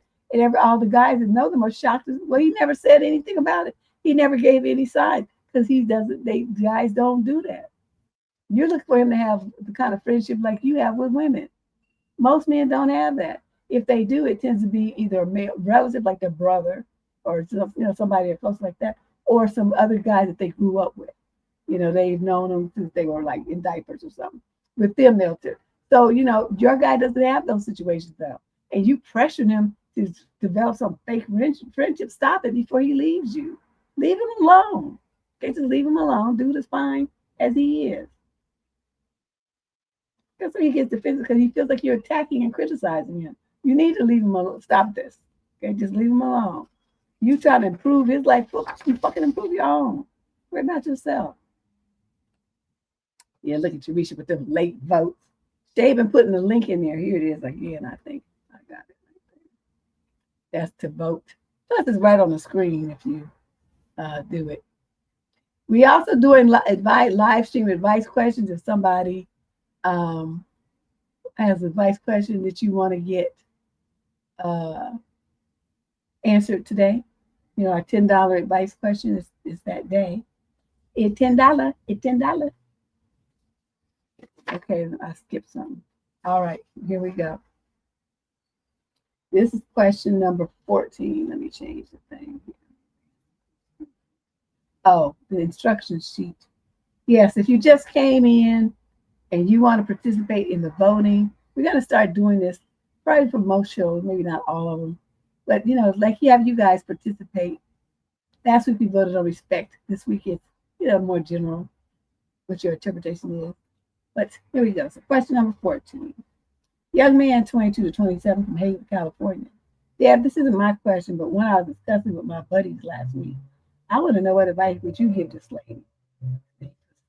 Bunch of dashes and says, it's two women, 29 and 30. They're both white from the UK.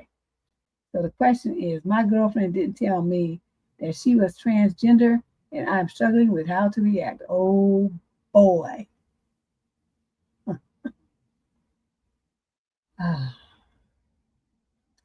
First of all, I deeply apologize if I use any terminology that's incorrect, or if I come across as offensive in any way. That is not my intention. I will try to word this as respectfully as I possibly can. Don't worry about that here. We don't be invited to all that shit on this channel. I met my girlfriend a while ago. I'm in the UK and she recently moved here from another country in Europe. We have been together for a while, and by most accounts, it's gone really well. She wanted to not engage nookily for a bit until, which was of course fine by me. I don't mind waiting.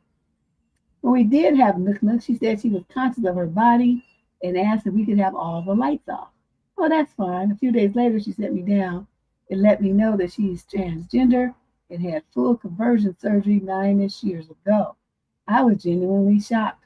Not because that is a bad thing, but I didn't know how to react, and there was no indication of it before. I guess the only thing I could point to that might not be related was a bit of secrecy about her past. I told her it was fine, but I do feel kind of betrayed, like there was a trust violation, especially to only tell me after we had Nook Nook. I understand it must have been incredibly hard and scary to disclose, and she said that she did not because she did not think I would stay with her if she did because I am a lesbian.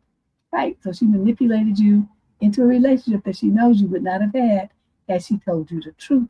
And see, to me, that is kind of manipulative dishonesty with intent. And so, fuck you very much. So let's see what else happened. Her fear is understandable, and I empathize with that. I don't empathize, it's not understandable. I don't know how to feel. I feel like I may be overreacting here.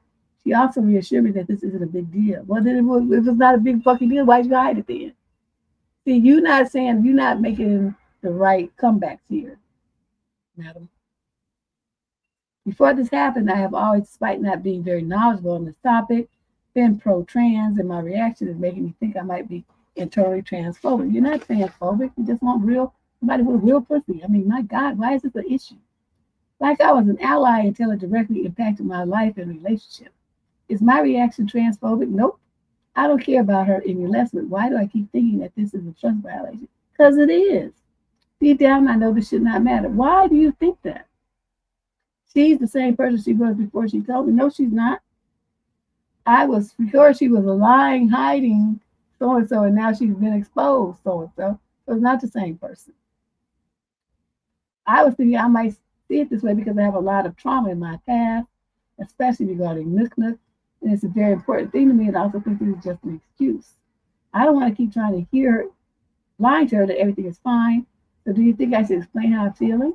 If I do, how can I do it in a way that won't hurt her? You don't control that. She sure wasn't worried about keeping that secret and not hurting you, was she? Why are you giving that all this concern and stuff that wasn't shown to you? See, you not thinking about this straight. Alternatively, do you think I should end the relationship? Absolutely. I think she deserves the best, and if it's possible, I'm transphobic deep down, and I don't think I'm doing her any favors by staying with her. Thank you for any advice you can give. First of all, you're not transphobic. Stop saying that. That is the term that they came up with to put people down, to try to manipulate them into giving them what they want. That's because guilt works on the majority of the population. I can't even spell that shit, so it never worked on me. So, I don't, because anything I do it on purpose. So I have no reason to feel guilty about it. And if I, cussed you out, shined you on, did whatever I did it with full knowledge and planning and intent. And so I would never feel guilty about it because I wanted you to suffer. I wanted to lie to you. I wanted to hurt you and all of that kind of stuff. And I will openly and happily admit it. So there's never any reason for me to feel guilty about anything I've done, okay, ever. Now, in this situation right here, you were fucking lied to, you were manipulated, you were controlled, and you were used. Now, why you don't have a problem with that and want to say, well, it shouldn't matter, the fuck it shouldn't. When people treat you like that because there's something they want, and it doesn't matter whether it's a man who's now converted himself into some version of a woman, or a man doing the same thing to a woman, or a woman doing it to a woman, or a man doing it to a man, it doesn't matter. When people don't tell you who and what they really are, and they manipulate you through lies and coercion into being with them because they know if you had the truth, you wouldn't be there. That is false. That's false. They're presenting a false front. They're manipulating you to control you, to give them what they want. And there's no way that you can call that an open and full frontal honest relationship. So you saying, well, should I break up with it? Absolutely, you should break up with it. And that would be your reason. You lied to me. You manipulated me into being with you when you knew if you told me the truth, I wouldn't, because I don't want somebody like that. I want a woman who's, real woman like me.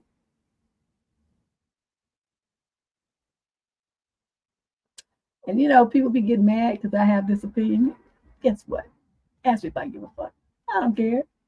I was one of the original people talking about this trans shit, but the bullshit. Okay, so this here is a problem. And if you stay in this situation, what you're basically doing is denying your own needs, your own mental health, and your own desires for to be in a relationship with someone who is really like you. And then, in order for this person to feel okay about, what they did and go on this journey of, I don't know what they call it, but I mean, it's fine if they want to do that. Don't get me wrong. I'm never telling anybody you can't do it. But what I'm telling these people is you can't manipulate people like that. You can't lie to people like that. I mean, a lot of dudes who was, pretending to be women and, got with guys,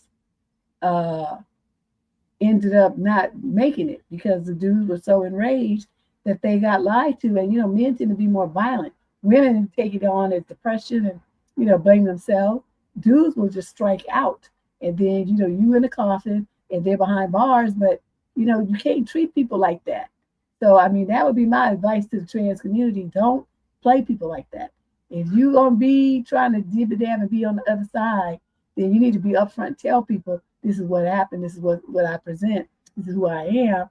And if they choose to be with you after they know the truth, then you guys have a real opportunity for something real. But as long as you hide and pretend to be something that you're not, then it's going to always create a problem and resentment and distrust. And nobody's going to be able to love you because you haven't presented yourself as lovable and let them know who you really are. It's a problem that you're creating for yourself. Don't do that to folks. So that would be my advice to you, ma'am. You're going to have to end this.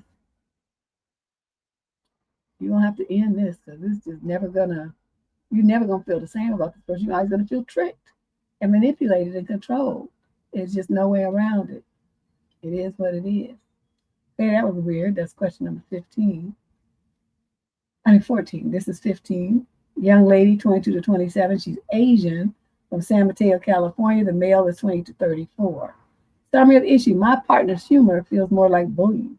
We live together. We're engaged and have been together for about 2.5 years. He jokes a lot. Sometimes inappropriate and crude jokes.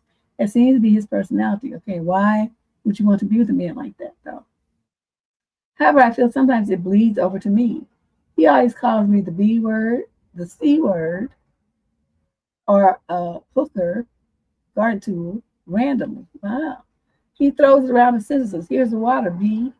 Even when I'm simply minding my own business. Wow. And yet you stayed. I could be peeing. He would say, FUB, or you're such a B. The tone he uses when saying those things are very exaggerated and obviously joking. When I ask him why he does, he says it's just a joke and I'm too immature to see that from him. His friends treat their wives that way too. And you think it's a good idea to stay with a man who thinks this is okay. Another concern is he uses the N-word. He is white, and since I'm Asian, him calling me the N-word gives it some context to saying because I'm darker than him or that I'm a dark Asian, I am the N-word. He always says it's jokes, but at this point, I just feel crushed. I've told him it bothers me and I don't like it, but he says I'm wrong for that because I would just take it as a joke. If I don't know why they're jokes by now, that we are a couple of dudes. He even says when I complain about the jokes, he can't stand me. Well, see, this is where you're supposed to run. Okay, I don't really like to use these kind of words, but when somebody would do this kind of stuff, then you need to start calling him hillbillies, redneck, cracker, all the other terms that people call like, trailer park trash, all the kind of things that people call low level, low brow white folks. Okay, you need to pull those out and start lobbing them at him. He's gonna be calling you all these names and stuff and talking about your race and calling you the N-word. Oh no, all bets are off now. I'm going to call him every kind of motherfucker I could think of. Redneck motherfucker, honky motherfucker, cracker motherfucker, all of them. He would call all of them. And that he would deserve that. And then when he try to complain about it, then you say, well, what did you say? It's a joke, right? That's how we joke with each other. Isn't that what you said?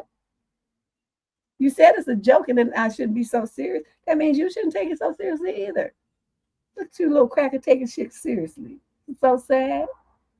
You see where I'm going with this? My thing is match energy. I always say this. When men get to act a fool, you match their energy. You don't sit there and complain about it over and over. You don't sit there and cry about it. You don't ask him to change. You just say, okay, you roll up your sleeves and you give him back what he's been giving you. And you up the ante, you have all your friends come over, they do the same thing. And then they, say it to his friends too. All y'all.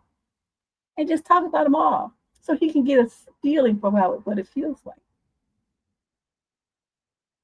And we might tell him to get his cloak out the closet. You want to be calling people all these kind of names? Say, go on and wear that shit proudly. You know what you're talking about. He ain't stupid. Yeah, see, should I overlook those things and hurt me because he's a good person? He's not a good person.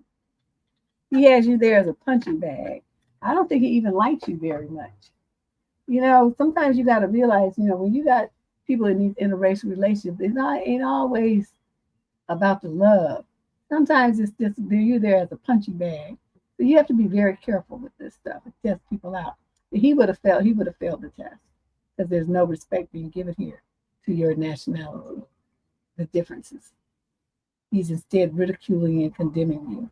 So to me, that's somebody I wouldn't even know. And it looks like everyone here that's voted agreed with me. We all on the same page. Where they do that at? That's just no. That's a big no. All kind of where the shades to throw up them X's. Yeah, it's X City, honey. All right, let's move on to question number 16. Wow. This man is 35 to 42. 35 to 41 rather, from Middlesfield in the UK. Oh, I wonder what that is.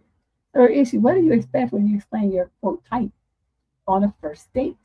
I'm a middle-aged guy, I'm 41, who recently went on a first date. The woman was 39, kind of odd. She made comments during the date that usually she's really attracted to arrogant guys. The explanation was something like, it often causes problems, but I can't help it, it's what I'm drawn to. The woman was very intelligent and self-aware in many ways during our date. But I'm not arrogant at all. I'm confident, pretty secure, and relatively successful, but I'm strongly in the humble side rather than arrogant. And I'm guessing she must have picked up on that. Personally, I tend to keep my type descriptions very vague because I don't want to scare someone off if she's different than what I describe. I'm definitely open to dating anyone regardless of what my perceived type is. If you describe a specific type on a first date, what are you looking for? Are you throwing out there that there's a deal breaker? Are you asking the other person whether they line up with it? Or are you just making casual chit chat? I'd never bring it up on a date, so I'm curious what you're hoping to accomplish or learn by throwing that kind of information out there. But y'all who may have done this dumb shit, please explain why you talk about your type on a date with one man. Why are you talking about a type about that's not him? I want to know. That's question number 16. This is your opportunity to vote. And he sat there while this woman talked about her type. So he's the subject. So when we're voting, we're talking about, the red flag, whatever it is based on his perception of what's going on. So when you're voting, you're talking about him. He, what should he be doing?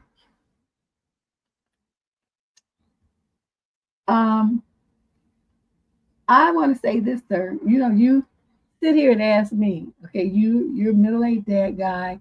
You ought to know enough to say, okay, that's interesting. Why would you tell me what your type is like that? Why? I don't recall asking you, so I'm curious to figure out and want to ask you, what's the importance of you sharing that information with me? You don't know how to say that? So she could stammer and look all stupid and look over here and look over here and be looking at the floor trying to figure out, yeah, why did I say that? What kind of fool am I? Right? You asking me. So these are the questions, ladies. He say, if you describe what your type is on a first date, what are you looking for? He means like what kind of, why would you do that? What kind of response are you looking for? Are you throwing that out there as a deal breaker? Are you asking the other person whether they line up with it? Or are you just making chit chat? I would think the person has a reason, but I wouldn't venture a guess as to what the reason is, because I wouldn't really give a fuck what the reason is or what their type is either. I wouldn't care. You should, but you know, the person you should have asked that question to is her. So I guess everybody's voted. Let's move on to question number 17. This is a female in the 18 to 21 age group from St. Petersburg, Florida. The male's 22 to 27. That's right. Raquel say bears in front. That's what I'm saying. Yeah, I think that's what I'm saying. Button. I just came back to the chat. I was over on the Minty page. You know, I agree. He is insane. I would have lit his little ass up so hard. It's like, oh, is that what we doing? Oh, let me go into my lexicon of racial slurs to white folks and pull them all out. Because oh, my daddy could come up with some beauties. So I mean, I know them, but I don't like talking to people like that. But in a situation where somebody gonna talk to me like that, then all bets are off. Because like I said, I match energy. You coming to me crazy? Don't be upset when I do the same thing like that. Oh, they can talk about their little lips that they don't have. Had to go buy an ass, all kind of stuff. It's all kind of things you could say about him. And I would just start at the top and just read him like a book and go down the list. He would never want to touch me like that again. He would be scared. Like, oh, is that what we're doing? Yeah. Yeah, he's still throwing them to the exes was a thing. That's what she was still lady boss. We would love to. Exes was like devastating. Oh my God. All right, let's move on here. So she says, she's 18 to 21, the male 22 to 27. My boyfriend was previously cheated on while he was in a long distance relationship. It was not by me, but now he sends me these Instagram reels about women being disloyal cheaters. How do I make him understand why that hurts? He sends me at least 15 of these every day. Most of them are podcast clips of a man talking about how women always cheat, have a backup boyfriend, or are disloyal, not to be trusted, etc. I've asked why he sends me this stuff, and he gets defensive. By the way, he is 26 and was cheated on while he was long distance with his last long-term girlfriend and took a long break from dating him before we started seeing each other. We've been dating for 6 months now. This insecurity has been the root of several arguments and disagreements. Some are valid and respectful, some are complete irrational nonsense. It has gotten better with time, but regardless, I have done nothing to break his trust. I've never once lied to him. I always tell him my plans and share locations too. I am fine with giving a little extra reassurance to make him feel safe. But watching stupid bullshit like that and to go as far as sending it to me feels like a slap in the face. I don't know how to explain it to him without becoming defensive and writing it off. I just thought it was interesting. Or you just, okay, but you must talk to him a certain time of day, right? Block him until that time of day comes up so none of that shit can get to you. Then unblock him and say, when you get off of work at 5 o'clock, whatever, and then talk to him and then put him back on block. We can't send you that stuff. Do you need to tell him that that's what you're doing? Nope. But this is all about you saving your nerves, right? All right, you might be able to just block things from your account from him, so, in your Instagram. We can't send you nothing from Instagram because he's blocked there. So you could probably do it that way too. So he doesn't have to be blocked on your whole phone. But you could definitely block him from sending anything from Instagram, within Instagram, right? So, but if this were me, how would I do? Okay, if he would, by the time he did that the first time, I've been on the phone like, okay, what is this? And then he would have said, well, them in this now. So is that what you really think? Well, if that's what you think, then there's no reason for me to waste my time with you because I need a man who can trust me, and that obviously is not you. You need some fucking counseling, therapy, or a Bible or some shit. Be dipped in some holy water. I don't know what the fuck is going on, but whatever it is, I don't want to be bothered. So it was nice meeting you. Goodbye. And that would have been that. It would have been over. But you put up with this stuff, and you stay for 6 months now, and you guys argue about this stuff, and you're still there though. So you still letting him, use you as a punching bag about what somebody else did. That's when you're supposed to be quick to remind them, well, it's really, I feel sorry for you that you got cheated on, but just look at my face here. That wasn't me. So don't be sending me this shit, and don't be working my nerves with this nonsense. Because it wasn't me. And I'm not going to be doing the time for a crime that somebody else committed. You do this shit one more time, we're done. And then that would be that. So I don't understand what you're going to be doing, taking all this nonsense from the clown. Let's move on. Okay, people voted on that one.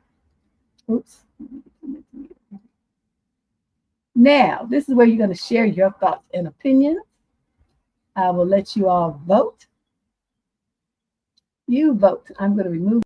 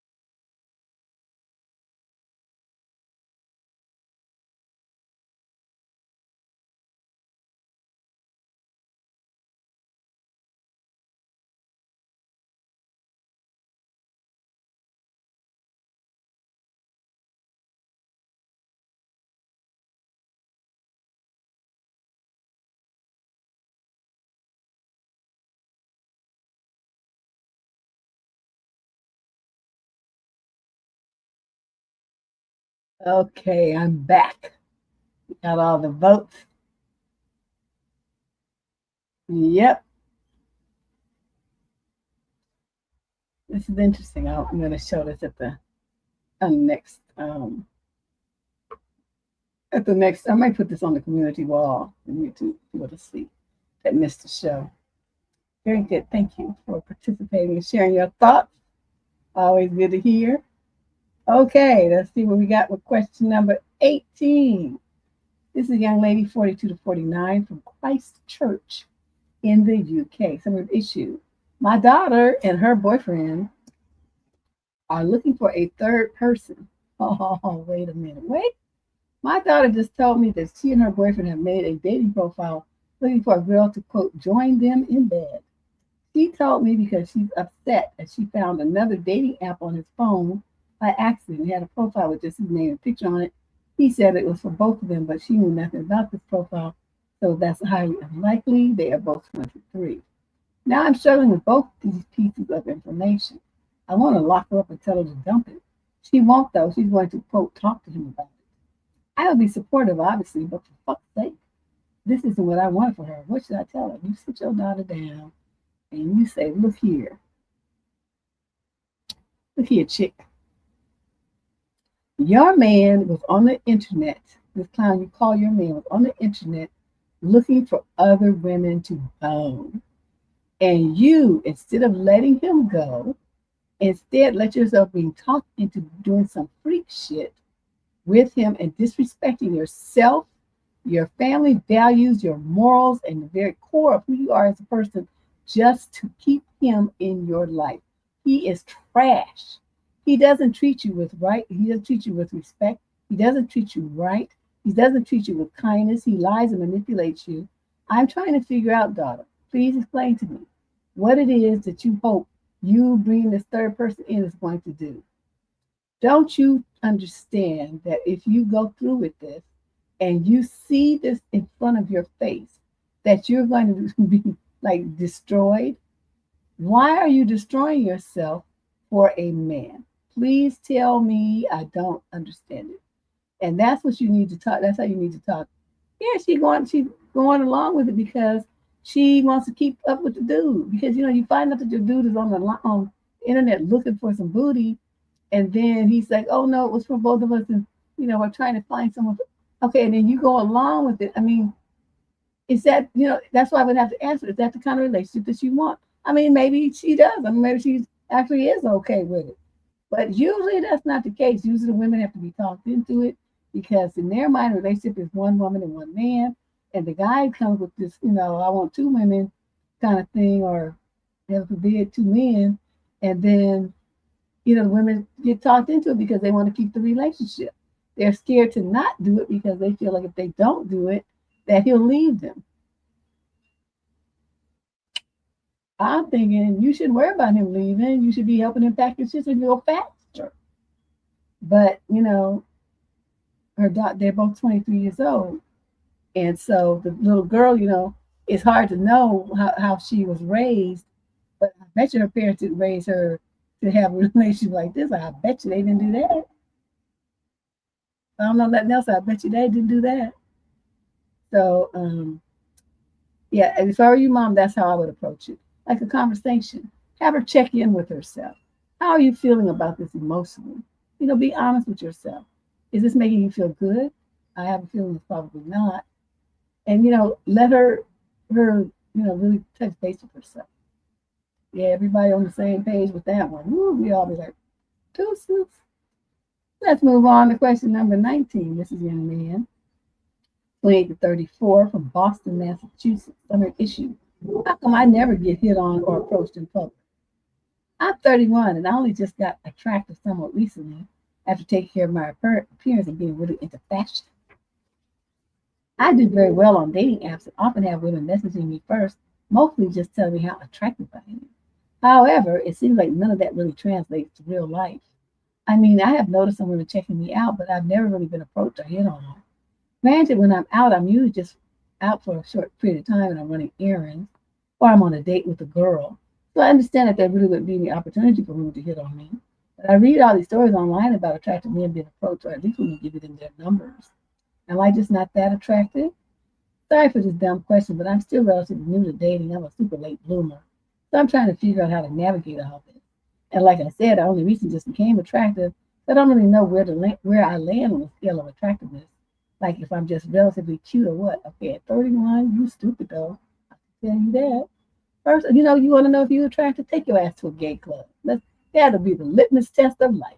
Take your little narrow 31-year-old ass into a gay club with your cuteness, and let's see how many people get on you there. Then you report back to me, okay? Because you're looking for women to act like men do. And it's a very rare woman who's going to approach a man on the street. You know why? Because we don't know if you're crazy, if you just got out of prison, if you are a stalker, if you're a nutcase, because there's too many stories like on the ID channel, women meet dudes out and stuff, and they meet the dude and he sees normal, and then the next thing you know, he's showing up at their house, their job, he's following them in their car. I mean, all kind of trying to break in because they decide they don't want to see him anymore because he's a little too controlling. I mean, all kind of stuff be going on, and it's all over the news. Women's bodies in shallow graves, all kind of stuff. So, women, when you're thinking about it like from an ego perspective, and we think about it like, is this person going to kill us? And so, there's different motivations that there's the range of women who will walk up to a complete stranger and asking for his number and all that kind of stuff is extremely small. So these guys, I would say half of them are lying. It's like a fantasy that they're having in their head where somebody did that, or was it like an event or something like that? But in general, that's not what women do because of our concern for our safety. We really worry about that. Maybe who else do you think is buying like all the pepper spray and all that kind of stuff? Women are buying those things. Why are they buying? Because men are stupid. And so when you go up to a guy and it's bad enough if they come up to you and say hi, and you make the mistake of saying hello back or accidentally smiling at them. Oh my God, you can't fucking get rid of them. So we don't tend to do that. Am I lying, ladies? I mean, if you have a different experience, please, yeah. I mean, just put your thoughts on what I just said. I mean, is this something that you would regularly do? Go up to a man and ask him for his number and all this kind of stuff. Hit on like this guy seems to be mad, thinking it's gonna magically happen to him now that he's quote attractive. But like I said, take your happy ass to a gay club. You do that. You're 31. You in the prime age group. The only way you could be better if you was 21. Oh boy, you'd be all really, really But you 31 and you look halfway decent, you'll get some play. You do that and you report back to me about how much how much you got hit on. I bet you come flying your ass out of there like, oh my God, I'm good. I don't ever want anybody to hit on me again. Hey Diana, we on the Minty.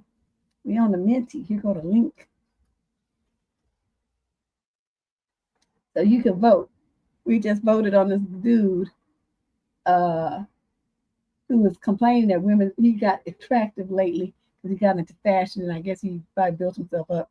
And he asked him why women don't hit on him on the street and asking him for his number like he keeps hearing about online. And I'm trying to say, I think the men are lying because that's not something that women generally do.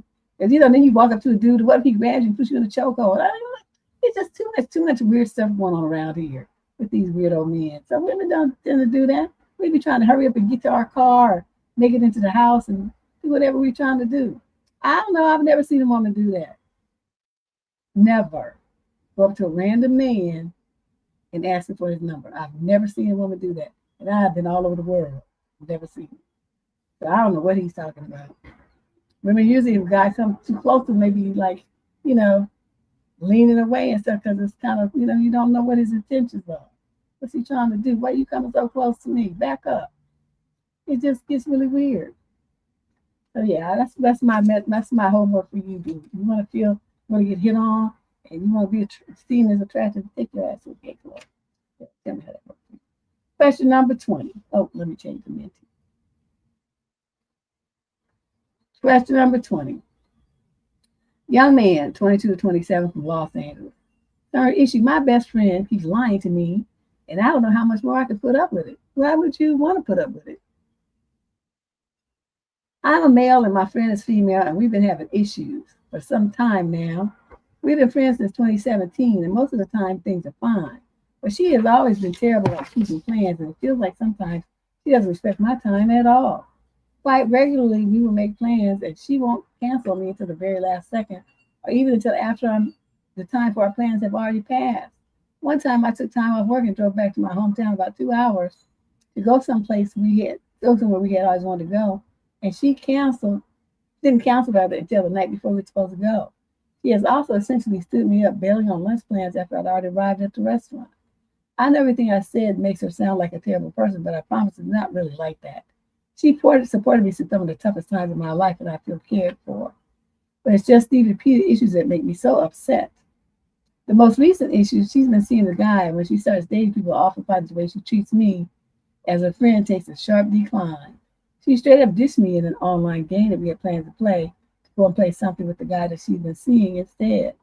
She spent one of the few times we got to hang out when I was in college, texting with the guy that she was seeing. I took her to a concert that I paid for, and the entire time she was texting the guy that she was seeing at that time. Most recently, she completely bailed on plans to play some video games together, but she was at a guy's house. We share our location, and in the messages it showed the contact's location, and at the time her location was in a town where she later told me the current guy that she's seeing lived. Anyway, I got super anxious and called her a bunch of times. Admittedly, this is completely my fault. She got upset and doesn't speak to me until the next day. This may be unrelated, but the day we spoke was a very difficult day for me because of the birthday of my childhood best friend, who was killed by a drunk driver. I asked what happened on the day she bailed our plans. She told me that she was at home having a serious talk with her mom all evening. This is most likely false, and now I'm wondering if I should bring it up and how I should bring it up. Please don't tell me to stop being friends with her. We care about each other. I don't want to throw away so many years of friendships. Thanks in advance. You don't have to throw it away, but what you need to do is stop making plans with her. Like what you do. I had a friend like that. She wouldn't cancel, but she was just like horribly late. Like I'd say, okay, club opens at 9. We want to go to dinner. Okay, so I was the one driving because I didn't trust her driving. She had told too many cars. So I'm like, I will pick you up and I will drive. And so I said, okay, I'll pick you up at 7 so we can go eat, then take our time and everything, and then drive to the club and be there when they open. When you get in for half price, Deb is very, very budget conscious. And so I get to her house. She at 7 to pick her up. She just getting in the shower. And then she just kind of like to have the full face of makeup. I mean, with the lines I don't know what it's called, the contouring that people put on, and then the dark parts and then the different eye layers of eyeshadow. And I mean, so her makeup job took like another hour. I did that one time. After that, I said, okay, I'll be there at 7. I'll roll up at 7. I knock on the door. She opened the door in her gown or some rollers in her hair, a mask on or something. I'd make a U-turn and go get in my car and tell her I'll meet you at the club. And then I would go and go get me something to eat or go back home and get something to eat and then meet her there at 9, whatever. That's what I would do. I'm not waiting for you. So in a situation like this, you could also do what I also like. She said, "Well, I'm going shopping," and she wanted to go shopping with me. And she's like, "Well, can you pick me up?" Nope, I sure can't. I'm gonna be at the Galleria Mall. I'm gonna start in Macy's, and I'll be probably there for about an hour from 3 to 4. So just find me. I'll be in the women's section in the shoes. I'll be in that area somewhere. If I see you, then I see you, and if I don't, I don't. Because it's my shopping trip. She was just going to join me. So I would go and do my thing. If she showed up, then we go hang out. If not, I go back home. So, you have to carve that out yourself. There's no sense in arguing with her, calling her out, and all this kind of stuff. It's not going to change anything. That is who they are. If you like the rest of the friendship, though, you just have to separate them, that part of the friendship where they're not on time, from the part that you do like. And so that's what I did, and that worked out really well. We just go places in separate cars, and get there at separate times. And that worked for me. All right, let's move on to question number 21. Got 25 questions today. This is question number 21. Young lady 18 to 21 from Lowell, Massachusetts. The male's 18 to 21 as well. Stubborn issue. Am I doing too much for him? I'm in need of some advice. My boyfriend and I, we're both 21, have been together for almost 6 years. What? You be with somebody for 6 years and you're only 21? We had a great relationship until recently. We both recently graduated from school, nursing and a cop. We have started our careers, and I feel like we just fell apart. I'm very good at expressing my feelings and my love for him. I cook, I bake, I clean his room, I do his laundry, I iron his uniforms, I pack him lunch, whatever he needs done, and things that he doesn't have to worry about it. I go above and beyond for people I love, but I'm starting to feel like a mom. Recently, everyone has told me how little I get in return. My parents, my best friends, hell, even his best friend. In the past, we've taken vacations where I've paid for our entire Airbnb, paid for all the food, gas, etc., and he, quote, got away with it because he drove an hour and a half to wherever we were staying at the time. This is just one of the many things. I always compliment him to make him feel like an attractive man, but it's never reciprocated. I have to ask him to compliment me. We haven't had much of a nook life recently. We went from 3 times a day to once a month, if that. Oh, well, times a day is a bit much, don't you think? I'm just not really sure what to do. I'm not sure how much more I can handle. I feel like he's very selfish and I communicate to him how I feel. He always tells me to give him another chance, but I've already given him like 50. I feel like he's taking advantage of me and my kindness. He has told me himself that he is selfish and he's sorry he doesn't mean to be. I've asked him to step up and be more thoughtful by complimenting me more, just doing little things. And he tells me he just doesn't think about those things. It's just so upsetting because when we first started dating, he would do the most romantic things for me. He was perfect. There was a reason I stayed with him for this long. Well, he knows how to treat me and what I like. Is he just being lazy? I've even given him money in the past and helped him with bills when he wasn't working. Today I asked him to help me out with the down payment on the car, saying I could pay him back, and he told me I'll think about it. What? This was the icing on the cake for me, and I don't know what to do. I'm really at a crossroads, but I love him so much. I don't see myself with anyone else, but I also don't see myself living with regret for the rest of my life. Knowing that I married someone who doesn't treat me as how I should be treated. The main thing is just me having to ask for the bare minimum when I give him the world. Well, then stop fucking asking. I mean, what do you want from me? Yeah, 6 years and 21. I am seriously on the where they do that at. My daddy wouldn't even let me date nobody. I mean, I barely could get a date to the prom. He was like doing all kind of side eye to a little dude. I was like, oh my God. He hasn't even proposed. They don't need premarital counseling. He ain't no ring on her finger. They just boyfriend and girlfriend. It's she just she's treating him, she's doing wifely duties. She might have to even do all that as a wife. But she's doing wifely duties and she's just a girlfriend. And so, he's taking her for granted. He's taking her for granted, and she's, been doing too much and spoiling him. So he knows he doesn't have to do anything because she's just there accepting it and doing everything to fill in the blank. Wow. This is sad. Sad that she doesn't respect herself more. All right, let's move on to question number 22. Young lady in the 28 to 34 age group from Virginia Beach, Virginia. The male is 22 to 26. Sorry, an issue. My boyfriend wants me to carry on spending my disability money on his food when he works. So he can keep his money for himself because my money doesn't count, leaving me with less because I'm spending it on him. My boyfriend just told me if he gets a job and earns twice as much as I get on my disability, he still wants me to buy all the food because my money doesn't count because I don't earn it, and he doesn't want to piss all his hard-earned money away on food. He wants to buy nice things for himself and save up to go to Australia. And I asked him to save for me to come with him too, since I'm expected to buy his food. And he said no. I can get a job if I want to do that. I have disabilities and currently can't work. And he said his mom bought all his food before I was there. And now that I'm there, she won't buy his food.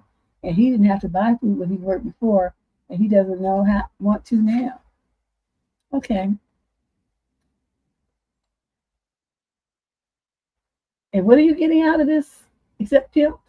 I'm so wondering what it is that you think you're getting from this little user. That motherfucker, your ass gonna starve because I'm not buying you shit. You just gonna be hungry. You better go to McDonald's or go in there in the woods and get you some moss and leaves and shit, some roots. Cook that up and make the magic happen. I'm not buying you nothing. I just don't understand this. And, if they find out, if the right person finds out that he's demanding that you use your disability on him and he's a cop and they report him, because, you're a disabled person, you can be covered under like abuse of a disabled person. I don't know about adult protective services, but there probably should be some referral that they make because, abusing disabled people for their financial gain is a criminal act. And he's a cop. And so that's what you need to tell him. You just got studied to be a cop. And so now you're not going to be one because what you're doing is abuse and of a disabled person, demanding that person spend their money on you. That's abusive behavior, and it can get you fired. Yeah, he had champion Dusty. I mean, like an award-winning Dusty, with like a trophy and shit, Dusty. Wow. I don't even know what to say. Okay, everybody voted. Let's move on. We got question number 20. Oh.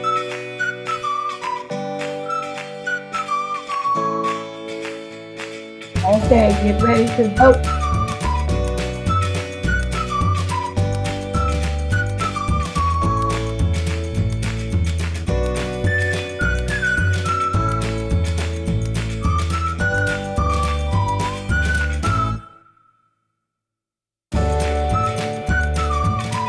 Vote quick, you only got 30 seconds.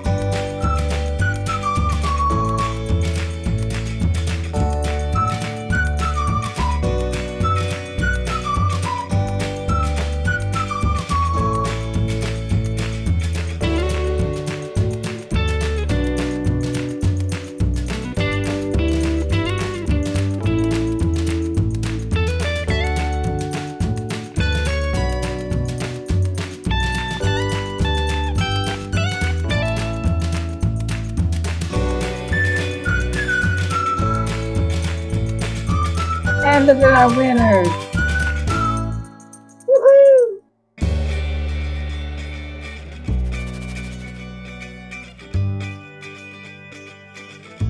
Very good. Just a little something. Break up some monotony. Thanks you guys for participating in my little mental experiment. Yeah, let me go back to this question. Oh, it's for the field show, for the music and all that.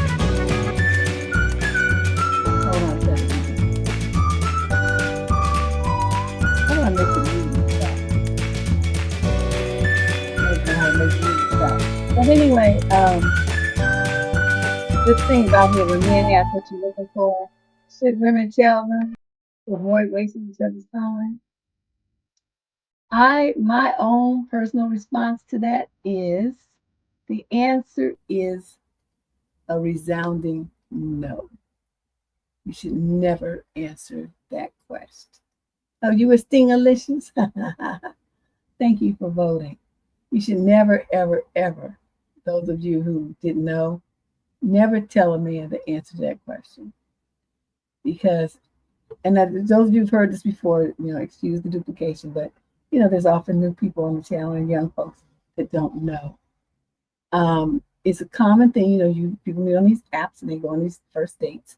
And, part of the conversation they're supposed to be getting to know each other is to say, oh, what are you looking for? I mean, it's thrown out there very casually. It's not, necessarily an aggressive question or anything. But you should derail that question with the answer like, oh, I'll know when I find it. I'm not really looking for anything special or just, hoping to connect with somebody who, I can get along with or some vague general thing.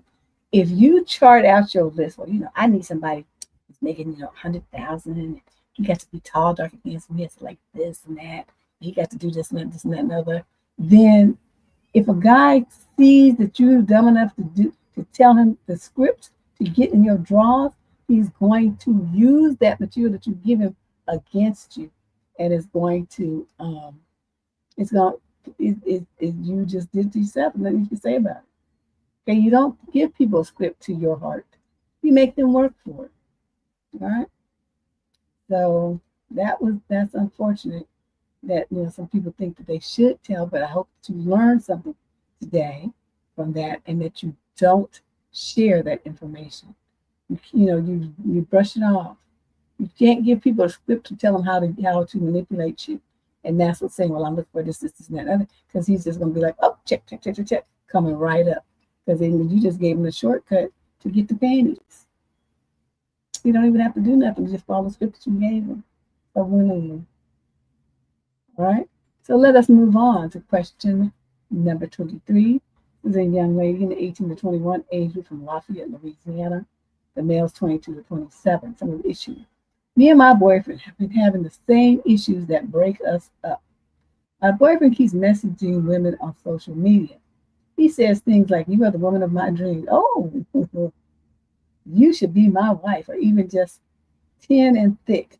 Most of the time they do not even respond, but every time it happens, he says it's not a big deal. He just wants attention because he is insecure.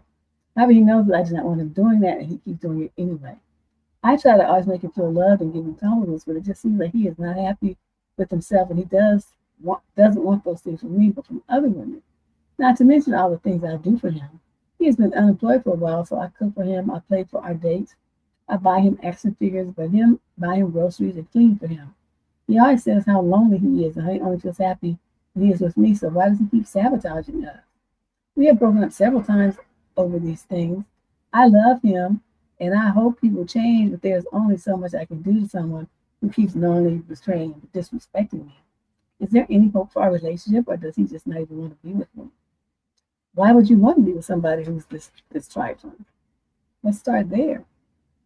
What is it that you think is so beneficial to having somebody who would go on social media and harass women, and even you ask him to not do it, he still does it anyway, and you do all these nice things for him, and you don't understand why you shouldn't be doing that, girl?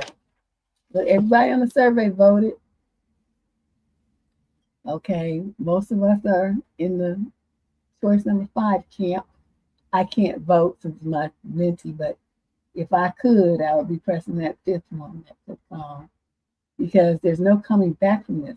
You have accepted so much disrespect over and over, and he knows, in spite of the fact that you command, that you keep saying that you want him to make a change, if it's going to be different and stop doing it. He's doing it anyway, and you ain't gone nowhere. So he knows he don't really have to listen to you. Nothing's going to change in this world. It'll still be just as lovely as ever. Okay? So that's your mistake that you're making. So in your case, either leave him or just shut up and accept it. Accept the disrespect. Those are only 2 options, because he is not going to change. All right? Let's move on to question number 24, next to the last question of the day. This is a young man, 28 to 34, from Fishers, Indiana. I don't know who that is. Sorry, issue, seeing someone exclusivity. I'm a male who's 33, dating a 29-year-old female for about a month. Only dating each other. Lots of communication, lots of healthy things. I say on average, I see her 3 times a week. I really like this woman because she's so chill and accepts me for who I am. She is also a genuine person. The kind of personality that you just know she's a good person, you know? She hasn't been in many relationships. She's prioritized her career. I have more relationship experience with no issues there. We've both been single for 2 years. Recently, I asked her if we could be exclusive. She said it was too soon for her. Seemingly, the two of us click very well. We talk about this often. I fully intend on being serious and long term with her, and she says she wants the same. We have a difference in opinion about when we could be exclusive. We haven't talked about it since. So you said you've been dating her for a month. Currently, she's on family vacation. I see her in a few days, and we're both excited about that. And then over the next 2 weeks, she'll be traveling for work. This is a busy time of year for her, and she must travel. We fully intend on seeing each other with the brief breaks that she will have at home. I speculate that she wants to wait to be exclusive until after she is doing less traveling. I haven't asked about this, and it makes sense to me. I'm asking because I don't want to talk about heavier topics while she's on vacation and traveling for work. Do you have some thoughts? Small part of me feels like I'm a guy that she's dating and not a guy that she really wants yet to fully commit to in that way. So far with us, everything is good, so I'm likely overthinking a good thing because I have never dated a woman like her before. Are you overthinking? No, but you're rushing things. See, not everybody likes to go at a breakneck pace. Some people do, they meet somebody and they just want to glob onto them right away. I'm the kind, let me put you through a couple more paces first because, just because you look good coming out the gate don't mean that you're going to make it that second lap. Okay, you made the first lap, it was all gravy. So now we on lap 2 and there's like 4 or 5 more to go. And I need to see if you can keep up this pace and how you going to do it. How you going to run this race. Okay, horse racing is an excellent example. So, just let's wait and see. There's nothing to be lost by taking a little bit more time to see what you are doing under different circumstances. She hasn't had an opportunity in only a month to put you through enough tests yet, enough different situations and scenarios. So you trying to put her in a position where she's locked down and committed, and she's doing, she's dancing out of that, and I can't say that I blame her. I think it's a very wise decision to slow you down. Now you're thinking it's because she's traveling, it might be, and that's just because of that, and it might be, but I doubt it. I think it's just too soon. Usually people with sense wait until the 3 or 4 month mark for that. Not to say they're dating other people during that time. They may only just be seeing that, each other. But still, verbally making that commitment, it's meaningful. And so unless you really know the person that you're committing to, you shouldn't do it.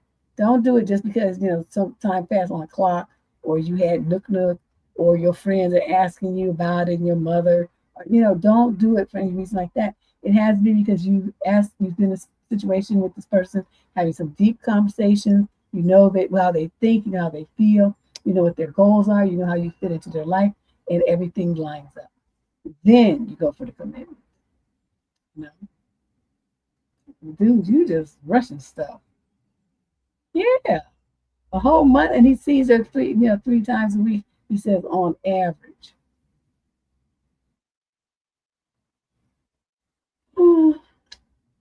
That means it could be less. I don't know. And let's do this. This is our last question for today. Oh, wait, I'm supposed to put the Minty back up there. We could be messing up everything. There we go. Question number 25, the last question of the day. This man is 28 to 35. He's out of Dallas. Sorry, issue. Am I wrong for wanting to leave my fiance because she's siding with a guy who wants to fight me? Wait, what? My fiance was play fighting with me. Okay, mistake.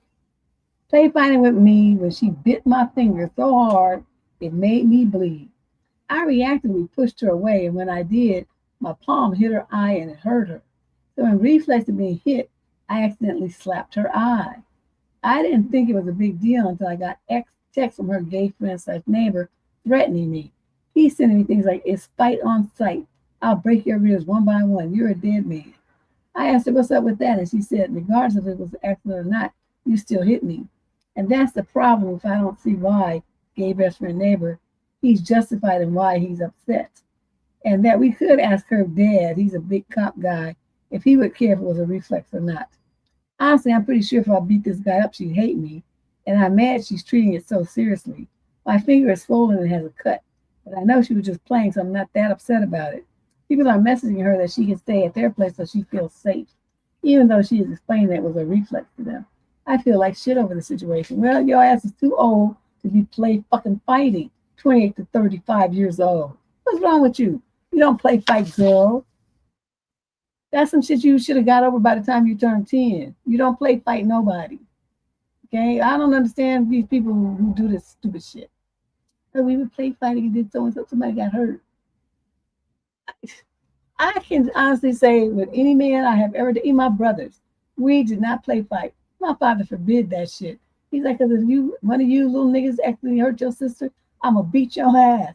So that was something we never did that. I never did that in my relationships. I never want to be in a position where I was even making a motion like I was hitting somebody. I'm not supposed to be in a relationship, but I didn't want them doing that to me. So I don't, the concept of play fighting with men, I don't understand it at all. It's like whoop over my head. I don't understand what the benefit is, why people do it, why they think it's fun, what sense it makes. I don't get any of it. But that was the first mistake you made. And then as far as, her running and telling us that and having people texting you to threaten you and stuff, I would take that to the police. Personally, because you want to document that somebody's threatening you. Explain the situation to the police, and they would have actually show them your wound while you still got it. This is what happened, and this is how she bit me, and that's my reflex was to push her away, and my hand connected with her eye. That's how it happened. So you want to document this, dude. You don't want to just sit here telling me. Take your ass down to the police station and file a police report on this dude. Okay, you need to do that today.